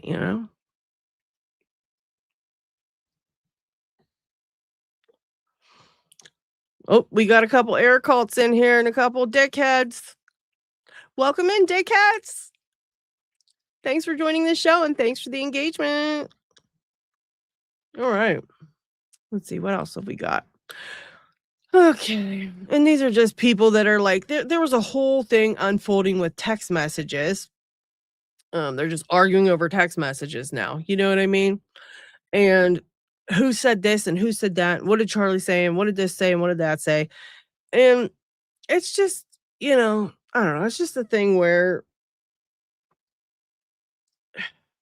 people know. The people who talks to Charlie, they know what was said. And there's really no reason to even try to argue with these people. Because like I said, it's a cult. It's an error cult. And no matter what you show them, it is, it's always just, the same old crap, They just don't believe it. They don't believe it. It's like, whatever.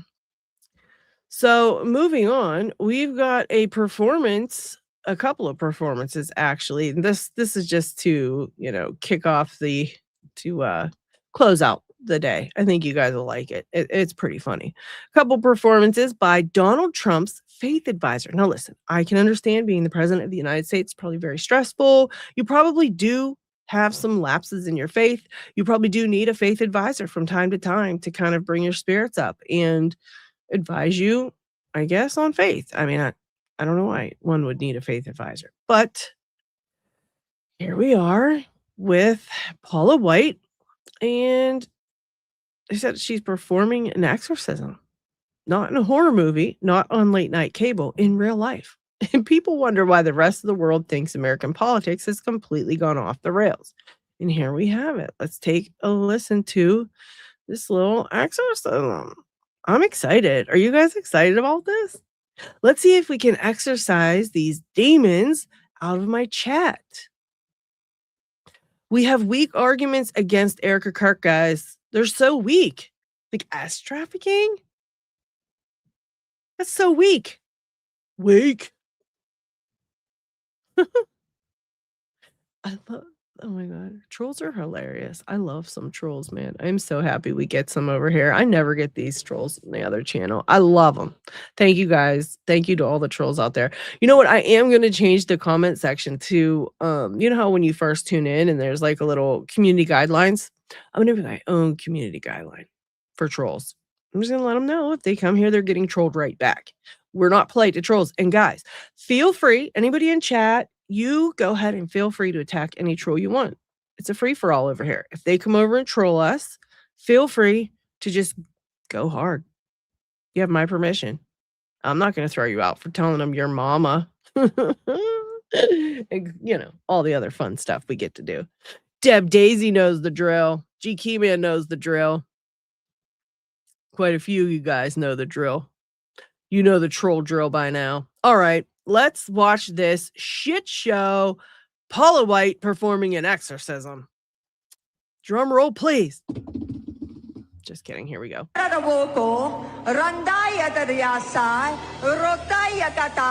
the Lord says he thrust you suddenly, fire, power.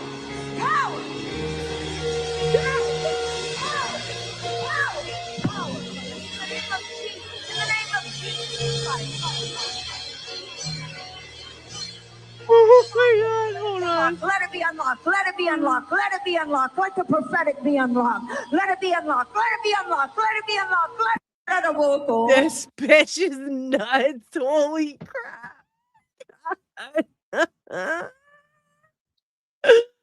Oh my God. This is hilarious. Oh my gosh. Is she serious? Is she serious?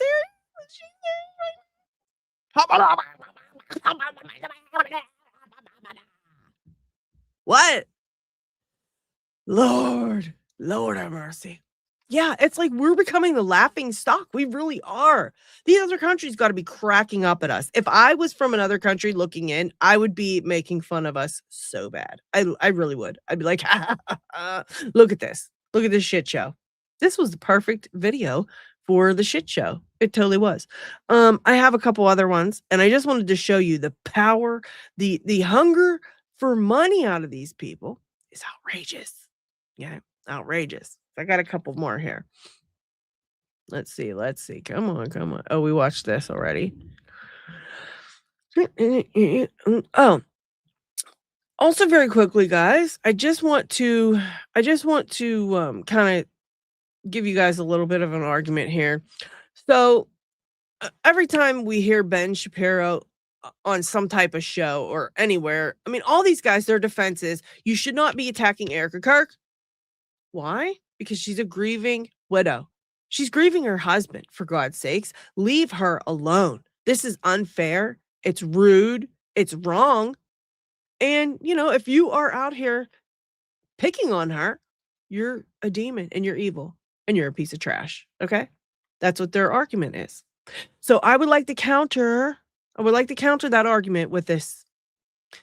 If we're going to be using that type of, I guess that type of thinking, if we're going to be using that type of thinking, then we all need to leave poor Ghislaine Maxwell alone too. Because you know what? She's grieving the loss of her partner, isn't she? And so if we are going to be thinking like that, we're just going to leave all these widows alone because they're grieving too. So why have we all just been picking on poor Ghislaine? It's so wrong. It's absolutely ridiculous. And we should have left her alone. In fact, why is she even locked up? Why? It's rude. She was grieving. Okay.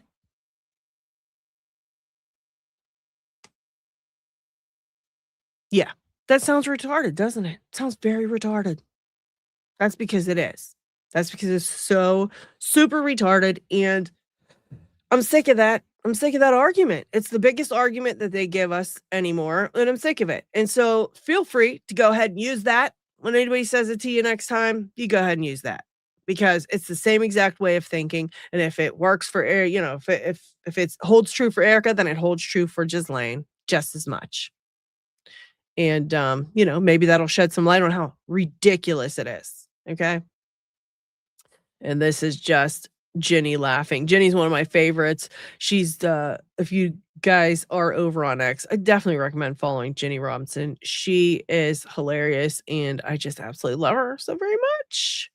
And we can listen to this one real quick. It's pretty dumb, but you guys might like it. With those people, and I find it in the act of Candace Owens decides to slander the widow of Charlie Kirk. I think that people have a moral duty to say that this is a bad thing, even if they are quote unquote friends with those people. And I find it in the act. But let's take that further. So obviously one should state one's view and say, Erica's great and attacks on her are not right. Well, Michael, I'll just ask you straight up. Is Candace Owens doing something evil by attacking Erica Kirk? I think that it's wrong to attack Erica Kirk. Well, I would just like to know why. Why is it wrong? Nobody said, first of all, the language you're using is ridiculous because no one's actually attacking her. Okay, maybe we're attacking her a little bit. But you know what? When you see all these crazy things in her past, it makes you want to, say something. It makes you want to say something. Makes you want to bring it up. Makes you want to point it out. Like, hey, why is nobody investigating all of this craziness? It's a lot. It's a lot. And it's very suspicious. And, Erica said herself, nothing is by coincidence. There are no coincidences. There's none. She said it, And so people just bringing things up and talking about her and investigating her, which, by the way, when you get any type of position within the government and within politics, and if you are going to be working for the board of tourism or whatever, Air Force tourism, whatever it's called, I don't know the exact title name right now, but if you're going to be working for anything with the government, you should have an intensive background check done. So all of this stuff should already be being looked at by our government. So what Candace is doing by researching the woman in her past, that shouldn't be anything that's new, right? That shouldn't be anything that sparks any type of anything. That should just be like, well, yeah, I'm in this very powerful position within the government. I'm in this very powerful position. I'm a CEO of one of the biggest youth foundations of our time. Yeah, you would expect a level of background check to be done, period. So why they're getting their panties in a bunch because people are investigating this woman is beyond me. And if you didn't want to be investigated, then you shouldn't have took the job. You should have stayed at home with your kids. That's how it goes. You chose to be in the spotlight. You chose to accept these positions and you chose to take on these roles. And you know who I don't hear complaining? I don't hear Erica complaining at all. She's never said, don't investigate me. She's never said, don't look into my past. She's never said you have no right to, look into anything that I've done in the past. She doesn't say anything. It's these air cults. It's these little lackeys. It's this little tiny, teeny Oompa Loompa, Ben Shapiro, crying about it. You have no right to attack Erica Kirk. She's grieving. I'm like, come on. And, sometimes I often wonder, like, is Candace even legit? Like, you just never even know. I mean, from everything I can see, she is legit. She tells the truth. She's never lied to us. But it's like, would they put somebody like her in our view? Would they do something like that? I don't think Candace would be somebody's bitch like that. And so I'm pretty sure that everything we see from her is genuine, because she's just not the kind of person who's somebody's bitch. She just isn't. She has a tiny little team. She does everything by herself. She investigates everything herself, like in just her couple of people that she has with her. She doesn't have millions of dollars of people, you know, sitting in a room looking things up. It's like just her and her little team. And so that's the only reason. Like, if it was anybody else, I definitely think I would be questioning it.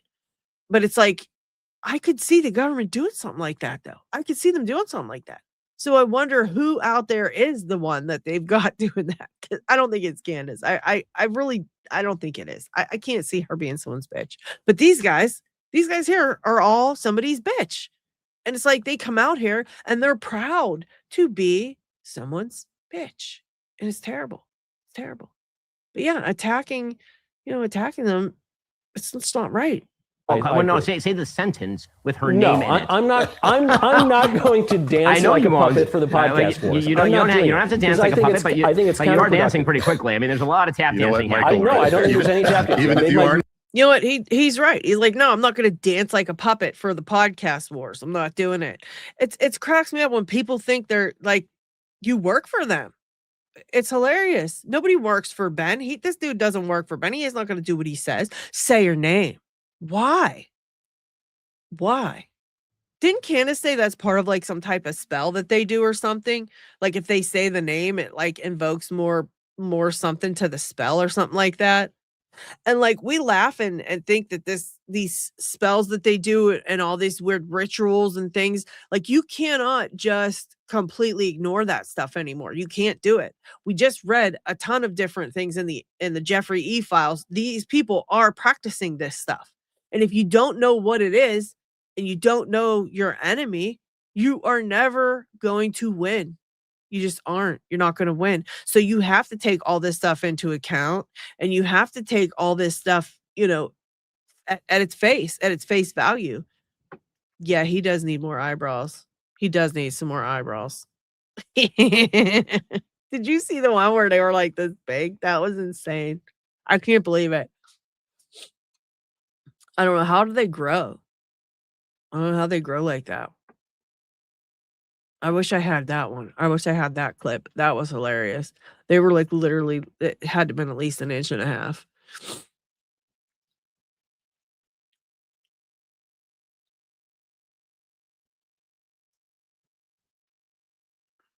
Yeah. It's a transplant. Yeah. He got eyebrow transplants. He got something going on, guys. It's weird. And speaking of transplants and weirdness and stuff like that, look at this video. Red Pill Drifter posted. He said Jeffrey E was deep into cloning. You probably didn't realize that you have seen the same celebrity over and over and over. Recycled, soulless, demonic hybrids, DNA tampering. Wake up. And like I said, this is stuff we have to take into consideration. Okay, so I'm going to show you this, but it's pretty crazy. Are you guys ready? This is really wild. It's totally wild. Mute it because we don't want any of the we don't want any copyrights. But check out these people.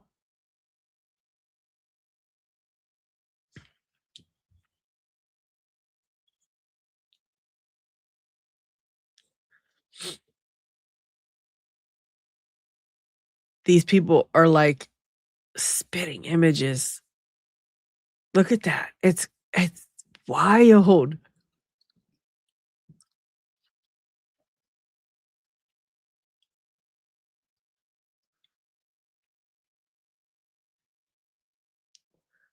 Oh, thank you for the super arena. I appreciate that. Thank you so much. Look at that. They are definitely so freaking similar. I mean, this one's crazy. These are all nuts. Look at this.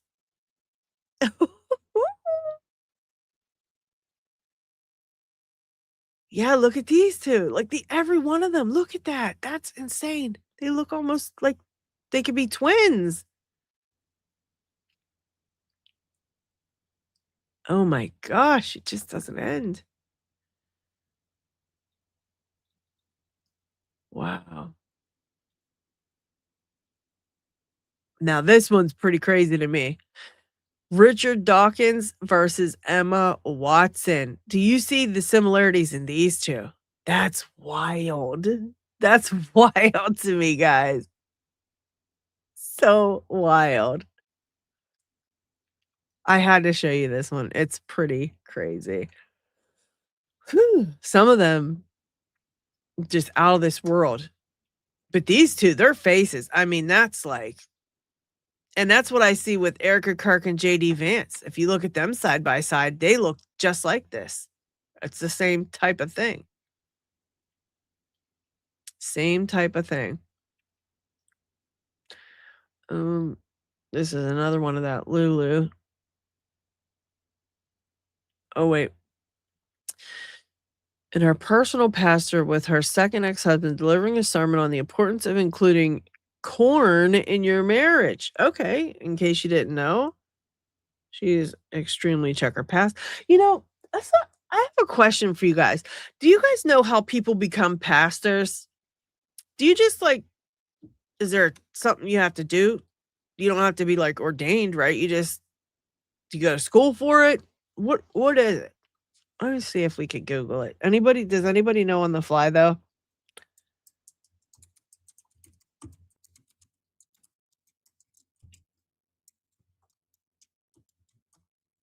Let's see.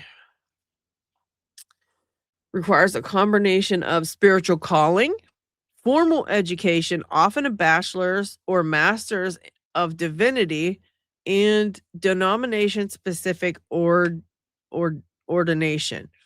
Key steps include obtaining local church endorsement, completing training, and passing licensing procedures. That's just in my state. Excuse me. Online options are available for quick ordination. Guys, listen up. Listen up. I'm going to get ordained as a pastor. I'm getting ordained as a pastor. I'm just telling you right now. That's what we're doing over here. Okay. I'm going to go through the process and I'll take you guys with me step by step, and I'm going to get ordained as a pastor. Because you know what? I want to be a pastor too. That's just what's up. Absolutely. Absolutely.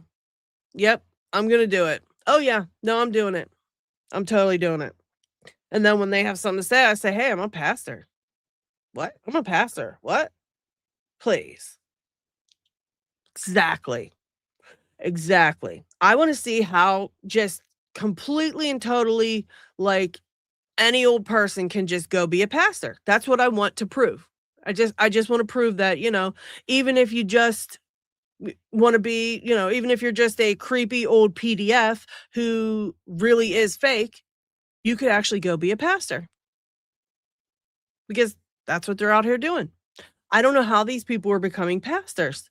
It's scary to me. Every single one of them that I've read about, the one has like 12 cases against him. The other one was working with the guy that had 12 cases against him. I mean, it just goes on and on and on. And how are they becoming pastors? I want to know. I want to know. How are they passing anything? And I don't get it. I don't get it. And then people just put them up on a stage and, you know, they're just like, oh, well, they're a pastor. They must know what they're talking about. They're a pastor. Right? I don't get it. I don't get it.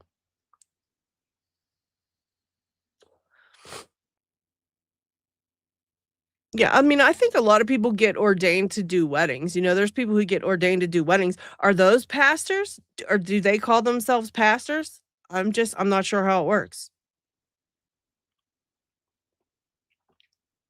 I'm actually joking. Okay? That's what we do over here on this channel. We keep it light, we keep it laughing, and we joke. Okay?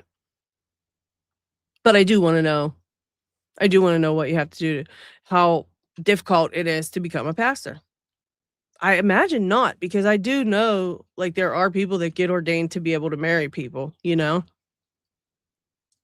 Like, they wanna marry their loved ones or whatever, they go and get ordained. So, I guess it doesn't take much, but I just find it disturbing that, you know, if it doesn't take much, why I don't know why people follow them so very much. Why do people follow these pastors that really seriously have disturbing histories and backgrounds and just, you know, well, they're a pastor. You know, they must know they're a pastor. It's crazy. Because, I mean, obviously, you don't have to be a good person.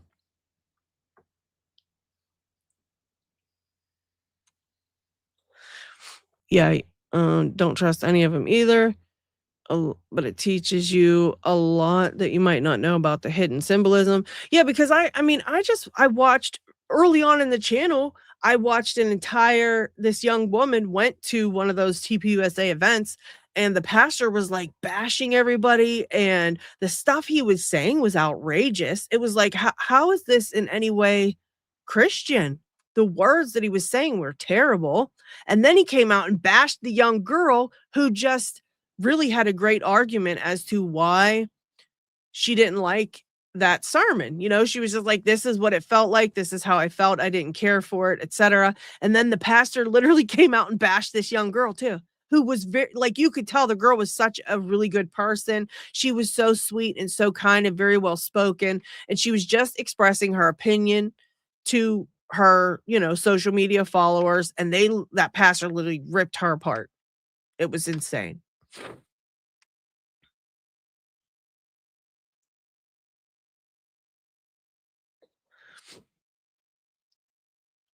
Wait, what are we talking about? Flat Earth? I cannot. All right, who's seen flat? Where are we going here? What's going on here? What's going on here? The Bible tree. U.S. knows to picked up. I don't have any opinion on that because I am not sure about that. I'm not heavily into politics or any of that. This is like dipping the toe in the pool for me. With this whole Charlie Kirk thing, it opened my eyes, and I'm now just beginning my journey into it. So I literally don't know very much. Finding good to get clues. Flat Earth is stupid as a non-dumb person. You can use math on sphere Earth. Yeah, as a non-dumb person, I love it. They're satanic. Yeah, they seem very satanic to me. You know, someone who has studied the Bible. Yeah, you know what? I'm going to tell you something. My cousin, he knows the Bible inside and out, back and forth, up and down, left and right. He knows everything. He could quote any part of the Bible. He knows so much, and he's so good with it. And you can tell that he truly believes in the things that he's saying. And having one conversation for 10 minutes with him opened my eyes to so many things that I had never even noticed before, thought of before, or put together. I never even put it together myself. Okay. I mean, the things that he is kind of explaining to me, and how the events that are kind of unfolding right now in our society, in our nation, a lot of these things they coincide with some really upsetting parts of the Bible. And it's, you know, it kind of opened my eyes to, like, this has got to be real. This has got to be real.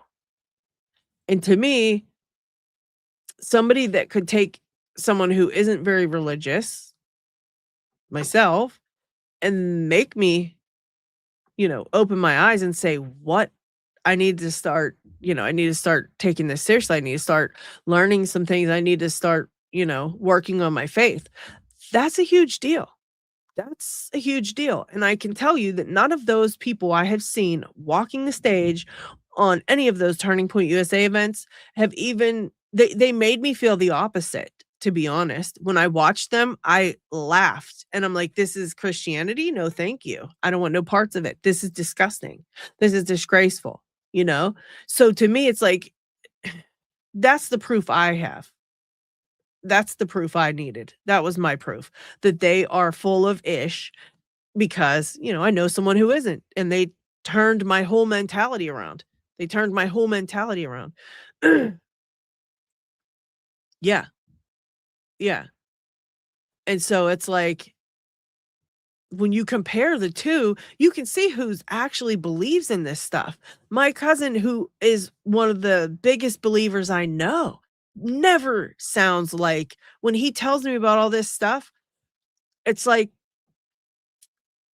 he doesn't preach though, like you hear Erica Kirk preaching, like that last video I did where she's like, God, God, Jesus, Jesus.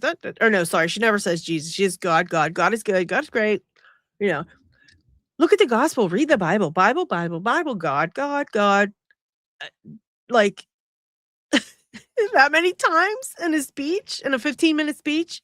It was intense and it was weird and it didn't feel real. It didn't feel sincere. It didn't feel sincere. And so that's kind of, I think, another reason why it's opening my eyes to a lot of this stuff. I mean, I didn't pay attention. Like I said, my eyes were closed to politics altogether. It upsets me. It makes me, I get anxiety, you know, I get really depressed, super depressed. And I just kind of closed my eyes to it, ignored it, and didn't want to even watch the news every night. I wouldn't even watch the news. I was like, no, thank you. I'm not watching that. I don't want to hear none of it. I don't want to know. And then the sad thing about what happened to Charlie Kirk was like terrible, but it opened my eyes to an entirely like the entire world. It really opened my eyes. It changed my viewpoint to a lot of things because I'm just like, wow. And then I start digging in. And it was all because Erica is so, you know, she came across as so what is that? She was just so not genuine. And I was like, you know, then I started digging into things and I'm realizing all this stuff that's going on. And of course, the whole Charlie Kirk thing takes you down a political rabbit hole, right? And I'm like, damn. So I start looking into this stuff even more. And now I start noticing things and I'm getting like really into it. I'm like, I can't believe this is the stuff that happens and this is what goes on. And so I am pretty much like new to all of that, all of the politics and even Christianity. I mean, I've have my family, you know, I've got different religions in my family and what have you. But like I said, I was always kind of more spiritual rather than religious. And this whole thing, like just watching the comparison of these pastors to a person who's not even a pastor, who totally changed my mind about just completely, you know, flip-flopped my way of thinking. It's a lot. It's a lot. And I can't believe that the stuff we're dealing with nowadays is even happening. It's crazy to me. And I want to have my cousin on here because he definitely does tie things together to show you what's going on in the world right now compared to what the Bible says is going on and what to look out for and this, that, and the next. And I think it would be really cool to discuss those comparisons and see see what we could see, basically, you know. And he does it in a way that's not preachy and stuff like that. He does it in a way that sounds more like he's talking about history and things. It's not like, you know, it's not like what we hear from Miss Kirk. It's not like that at all. Okay. So I think you guys might enjoy that, just hearing it, the different things that are tied together, you know. Oh, here's another little piece of the shit show today, guys. Here we go. So today, a federal judge blocked Trump from investigating the Federal Reserve. He said, read that again. All right. Today, a federal judge blocked Trump from investigating the Federal Reserve. A judge just told the president of the United States he is not allowed to look inside the books of the institution that prints your money. Why? What's in those books that a federal judge would risk his entire career to protect? Here's what happened in the last 72 hours. So the Department of Justice issued subpoenas to Jerome Powell and the Federal Reserve Board. First time in history that that's ever happened. They wanted transaction records from 2009 to 2024. And within hours, Judge James Boasberg stepped in and blocked everything and called it government overreach. The same judge who oversees the FISA court, the same court that approved the illegal surveillance of Trump in 2016, the same judge, the same system protecting the same people. Whew. 9.7 trillion moved through the Fed's emergency lending programs between 2008 and 23. No audit, no oversight, no names. Trump wanted the names. They said no. Now ask yourself, while the judge was protecting the Fed, what else happened? And then we've got all this stuff.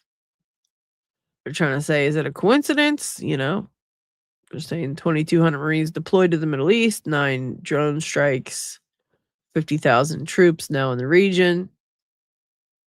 KC-135 pew-pewed down, and 2 blank attacks on American soil, all in the same week the president tried to open the Fed's books. Coincidence? The Fed isn't a government institution. It's a private bank owned by families whose name appear in the same files Trump has been unsealing since January. Interesting. So, all to protect one building. It won't be enough. This is pretty kind of scary too, isn't it? Pretty scary too.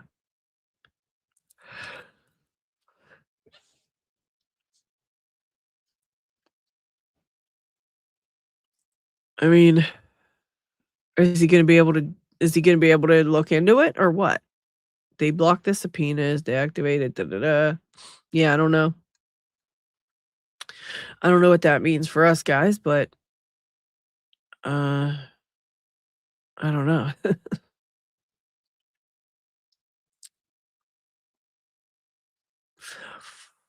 I'm gonna listen to this one here just because I like this, how this guy breaks things down. Let's have this morning. Now, what is this role? The Air Force Academy Board of Visitors is a group established to review. Erica Kirk has just been appointed to the Air Force Academy Board by President Donald Trump. I thought it was a joke at first until it was confirmed by multiple news outlets this morning. Now, what is this role? The Air Force Academy Board of Visitors is a group established to review and make recommendations regarding the morale, curriculum, and other important aspects of the United States Air Force Academy. It consists of members appointed by the president and congressional leaders, and it plays a key role in overseeing the Academy's operations and ensuring it meets its educational and military goals. Now, I know what you might be thinking. How in the I love that picture he has behind her. Oh my gosh, her wiping it with the money. Oh, that is epic. world is this woman even possibly qualified for the job, other than by virtue, of course, of being Charlie Kirk's wife, now widow?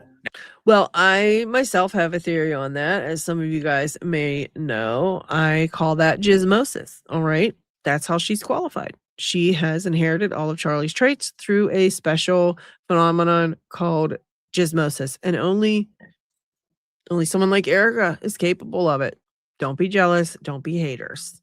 Now, according to her LinkedIn, she claims to have a Doctor of Education and a Juris Master's degree from Liberty University, graduating summa cum laude. But the internet does what it does, and once again, as it often is with Erica, there seems to be something not right about this. Take a listen to Baron Coleman here. The way you would try to find if somebody had the degree they claim to have. First thing you do is go and see, is there a portal where we can look and see people who graduated in given years? Well, she said she graduated in the year 2022. Her name was either Franz Bayer Kirk, so we can look them up both ways here. This is all the people, no Franz Bayes in 2022 in Liberty University. So we'll try Kirk. There are some Kirks. Oh, okay. But there are no Erica Kirks. No. So then you start to think, well, maybe a different year? Well, trust me, we went all through all the years. Interesting. And also, this website just popped up. Yeah, that was kind of terrifying that the Vance Kirk website popped up 3 days. They purchased it 3 days after Charlie passed away. They purchased that domain name 3 days after Charlie passed away. That doesn't, I mean, that's not suspicious at all.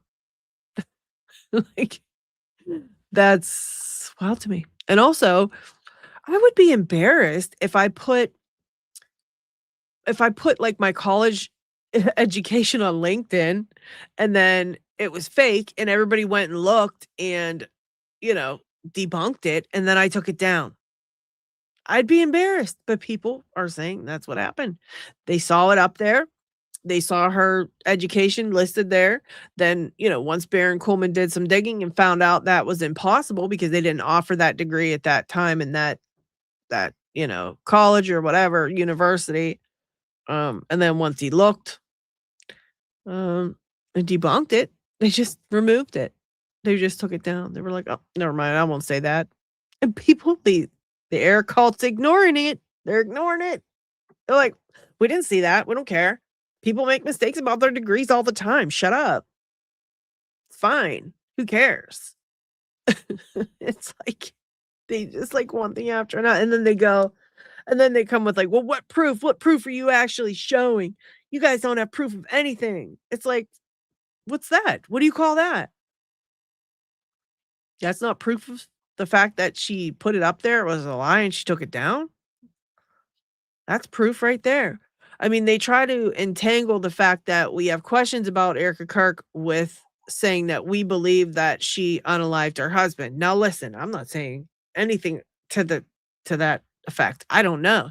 You know, I think we can all see a picture being painted, and every time we kind of take a step back and look at the bigger picture and all these little pieces start filling up, we are seeing something there, right? We're seeing something every time we get more information, but still it doesn't add up to the fact that she did anything like nefarious to the man himself. Like, who knows? We don't know. We don't, no idea. I don't know. I wasn't there. I don't know.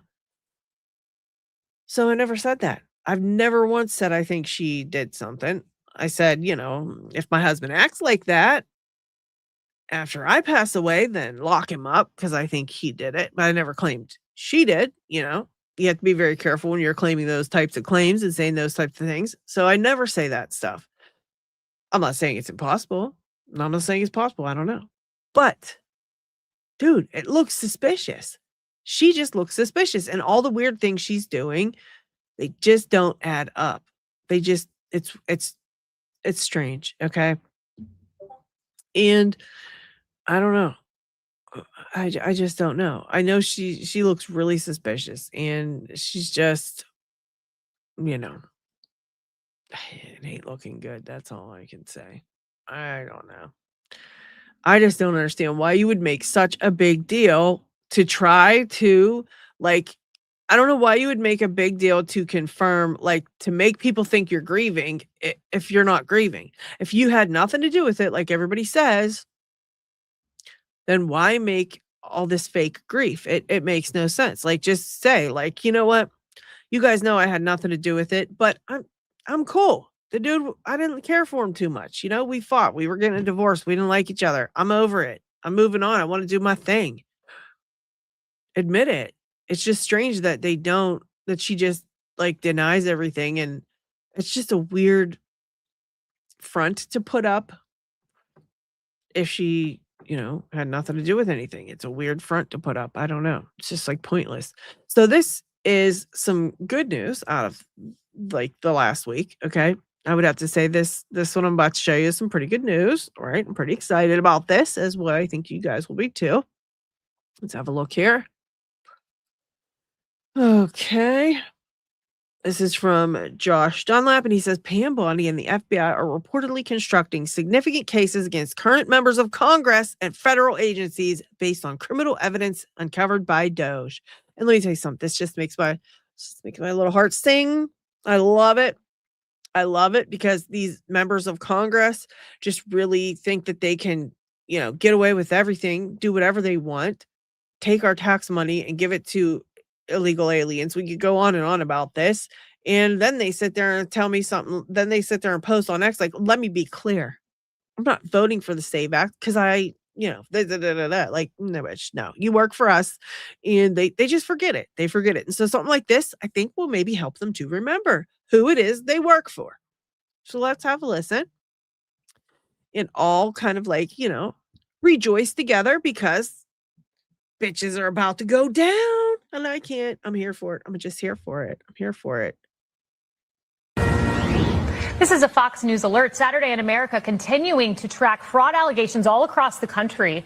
We've seen it in Maine. We brought you some questions about some funding that allegedly was misused in Maine. Those were private donations. Then California. And now here's the next state, Massachusetts. Now, the state's auditor just released a report revealing massive fraud within programs like Mass Help, the Department of Transitional Assistance, and the Department of Early Education and Care. These are all programs that provide social services to the Massachusetts community. And as you can see, there was over $4 million in fraud uncovered in the state's SNAP program alone. Wow. Another $1.3 million connected to the state's Mass Health program and hundreds of thousands of dollars found in other state programs. We're also learning of 22 civil recoveries that reclaimed nearly $800,000 in fraudulent overpayments. I wonder, are we going to get a tax break this year? Are we going to get a tax break so that we don't have to pay our taxes since they basically took all our tax money and gave it to all these, illegal aliens and, committed fraud with our money? Are they going to hook us up? What's going to happen there? You think we should still pay taxes after something like this? Are they crazy? I can't with these people. Now, the total amount of fraud in fiscal year 2025 alone was nearly $12 million. That's in 1 year. That's your money. Now, as all this fraud is being exposed, President Trump is reportedly planning to sign an executive order establishing a new fraud task force. Signaling its importance, it will be led by Vice President J.D. Vance. Hold up, yo. I went on that task force. I went on this fraud task force immediately. I'm putting in my resume. I'm going to be like, look, I had a child. I raised the child. I raised my child longer than Erica Kirk raised hers. I want a job on the fraud task force. Stat. I really do. I'm qualified according to the new standards. You know what I mean? Totally qualified for that position. So I think I have good chances. What do you guys think? You think I'd get in on that? None so far. None so far. We're waiting. That they're going to go after him though. So I'm excited. I mean, a little ounce of hope, a little shred of hope, a little piece of light in this terrible bunch of crap going on. But I'm glad because they need to understand that they're not immune to everything like they always are and they always have been. This is why they become so powerful that they start doing this craziness right in our faces. And they go on X and they tell you, let me be clear, even though all of you are telling me this is how you want me to vote and I work for you, I'm not doing it. Like that really set me off, guys. These people are out of control. They're out of control and they forget who they work for. They forget. And stuff like this, I'm hoping will kind of help them to remember, It's sad. It's depressing. They just drive me crazy. But I mean, I'm not like conservatorship crazy yet. I'm not that crazy yet. I'm just a little crazy. I'm just a little angry. I should say that it makes me angry, not crazy. I'm not like, I don't need a conservatorship or nothing like that. And in case some of you guys have missed it because you came in late, I'm going to play this one more time because I got a huge kick out of it. So hit that like button for me. Please, please hit that like button. I have something very fun for you guys to watch. In case you came in late and you missed it, this was like the very first thing I showed today, but I think it's worth a second watch for those of you who showed up late or may have missed it. So let's take a look. This is a Turning Point USA follower. Let me see. Let me get the dude's name real quick. This is Ron Daniels. This is Turning Point USA follower Ron Daniels and his wife, who's in a pink satin dress. Keep an eye on the prize. Ron Daniels is right there, front and center. Let's have a look. Oh!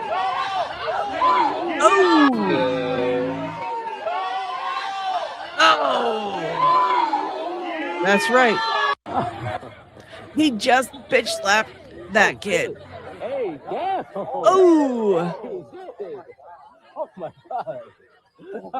Whoa. Look at this. Look at them. Look at all these old white dudes in suits attacking people. These are Turning Point USA Christian followers. These are Christians.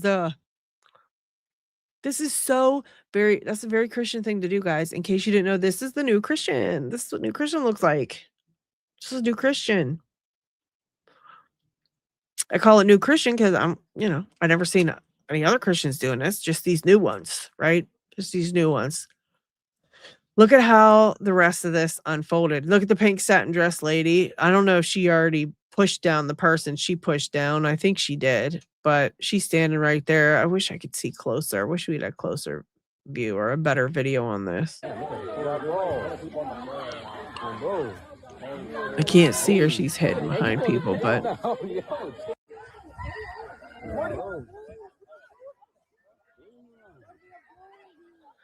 they're just rioting like crazy.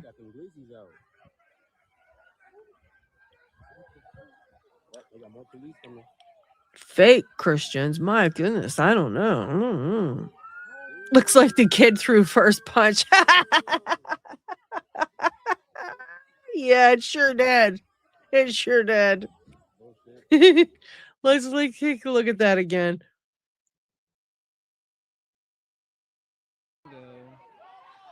Oh, look at that. I didn't see the kid do anything. He's got a camera up and he gets smacked in the face. Sorry. Didn't throw the first punch on that one. That was the old dude who just decided to just go ahead and bitch slap somebody. And guess who went to jail? Not the old dude who just literally started a riot in the street in front of, what is it, the mayor's house? This guy's responsible for starting a riot on top of assaulting somebody right there in broad daylight on video. They never even picked him up at the time of the post, which was yesterday, I think it was. They still hadn't picked him up for any crimes. Didn't do anything for any crimes. And again, you don't need to go back further in the film. You could see the kid walk up to him. Literally, there he is. He's got a phone in his hand. That's a phone. He's walking up to him. Now, granted, he's got the phone in his face. There it is. None of his hands move. One's down by his side holding his sign. The other has the phone. And boom. That was that.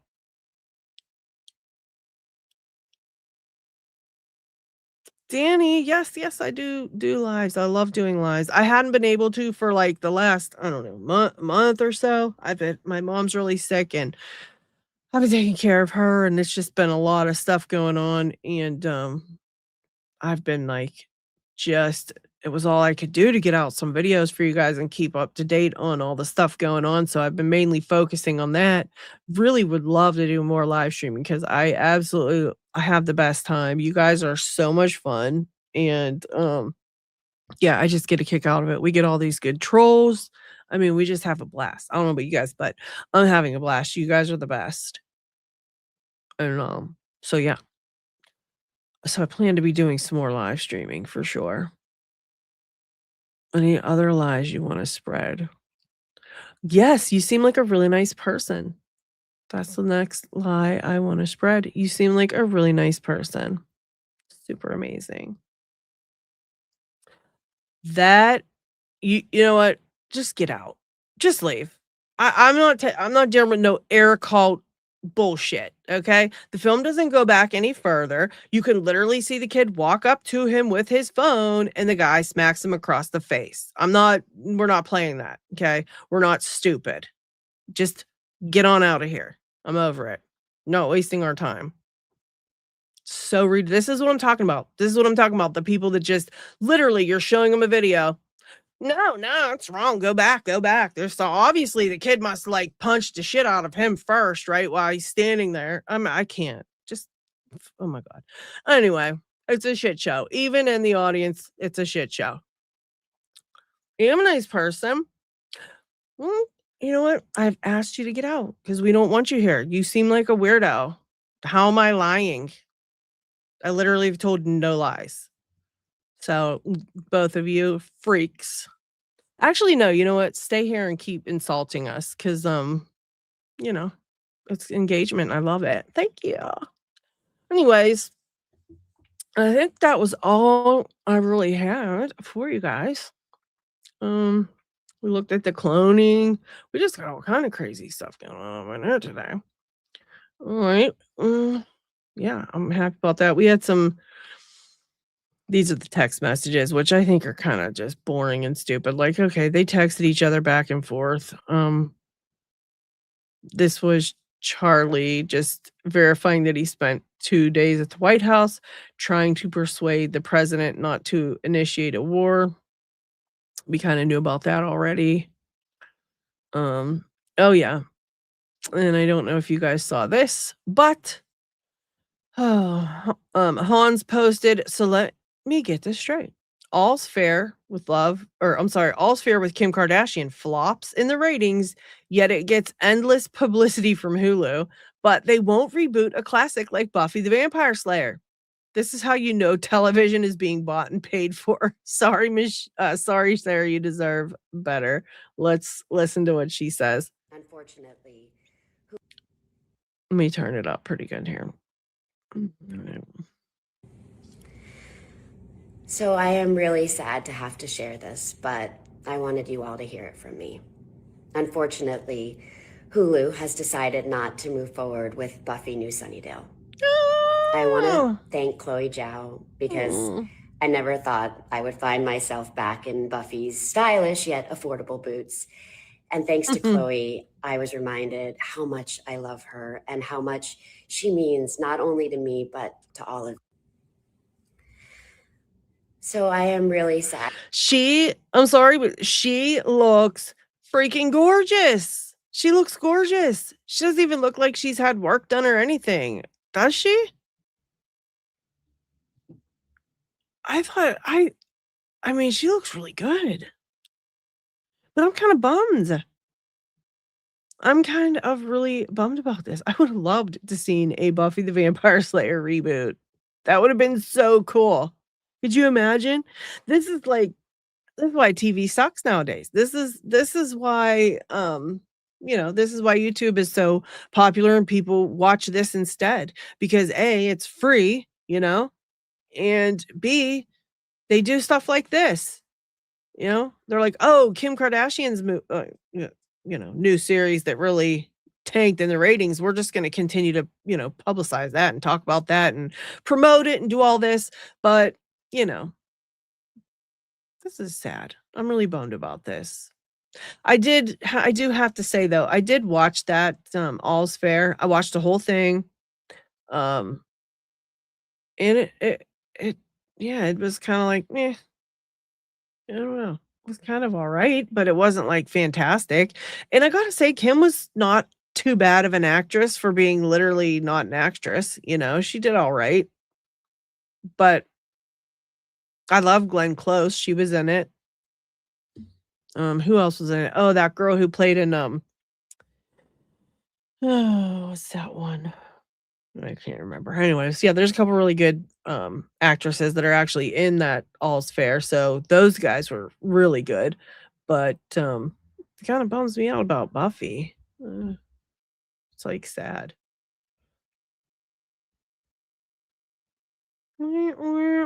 Yeah, the Buffy the Vampire Slayer reboot has been canceled. Very, very sad. Oh gosh. Here's another good one, guys. Are you ready for this? You're gonna love this too. Let me read the caption. Okay, so okay, this is good. All right, so a Delta passenger opens her complimentary snack and can't believe what's inside. So she looks inside, then holds the thin bag up to the camera. 3 Cheez-Its. That's it. Not a handful, not even a small serving, 3 crackers. And you know how small Cheez-Its are. They said, meanwhile, Delta CEO Ed Bastian took home about $27.1 million in total compensation for 2024. The CEO of Cheez-It, Steve Callahan, Collane, received about $14.9 million. But paying customers, they get 3 Cheez-Its at 30,000 feet. Are the companies seriously testing how little they can give customers before people finally snap? Dude, can you imagine being hangry on the plane and you open this and this is what you find inside? Oh my gosh. Look at the bag. What in the world is that?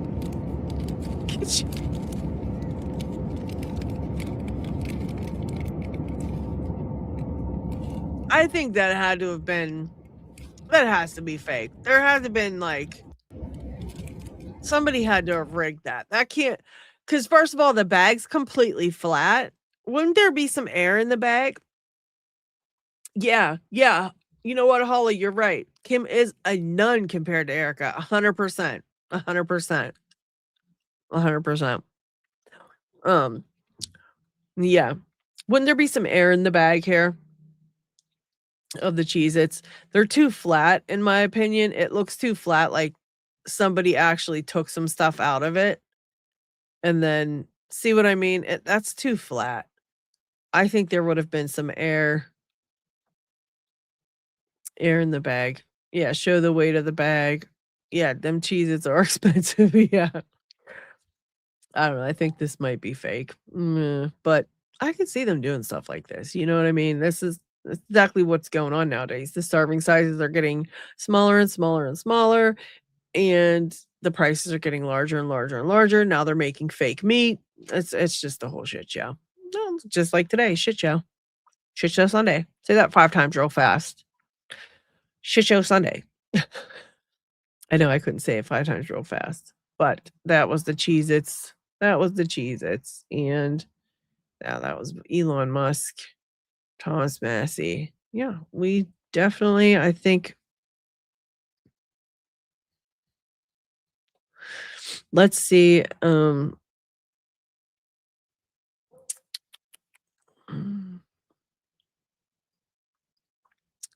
Where is show 70 posts? Here we go. Just make sure nothing broke in this moment. Give me a name for this. Oh,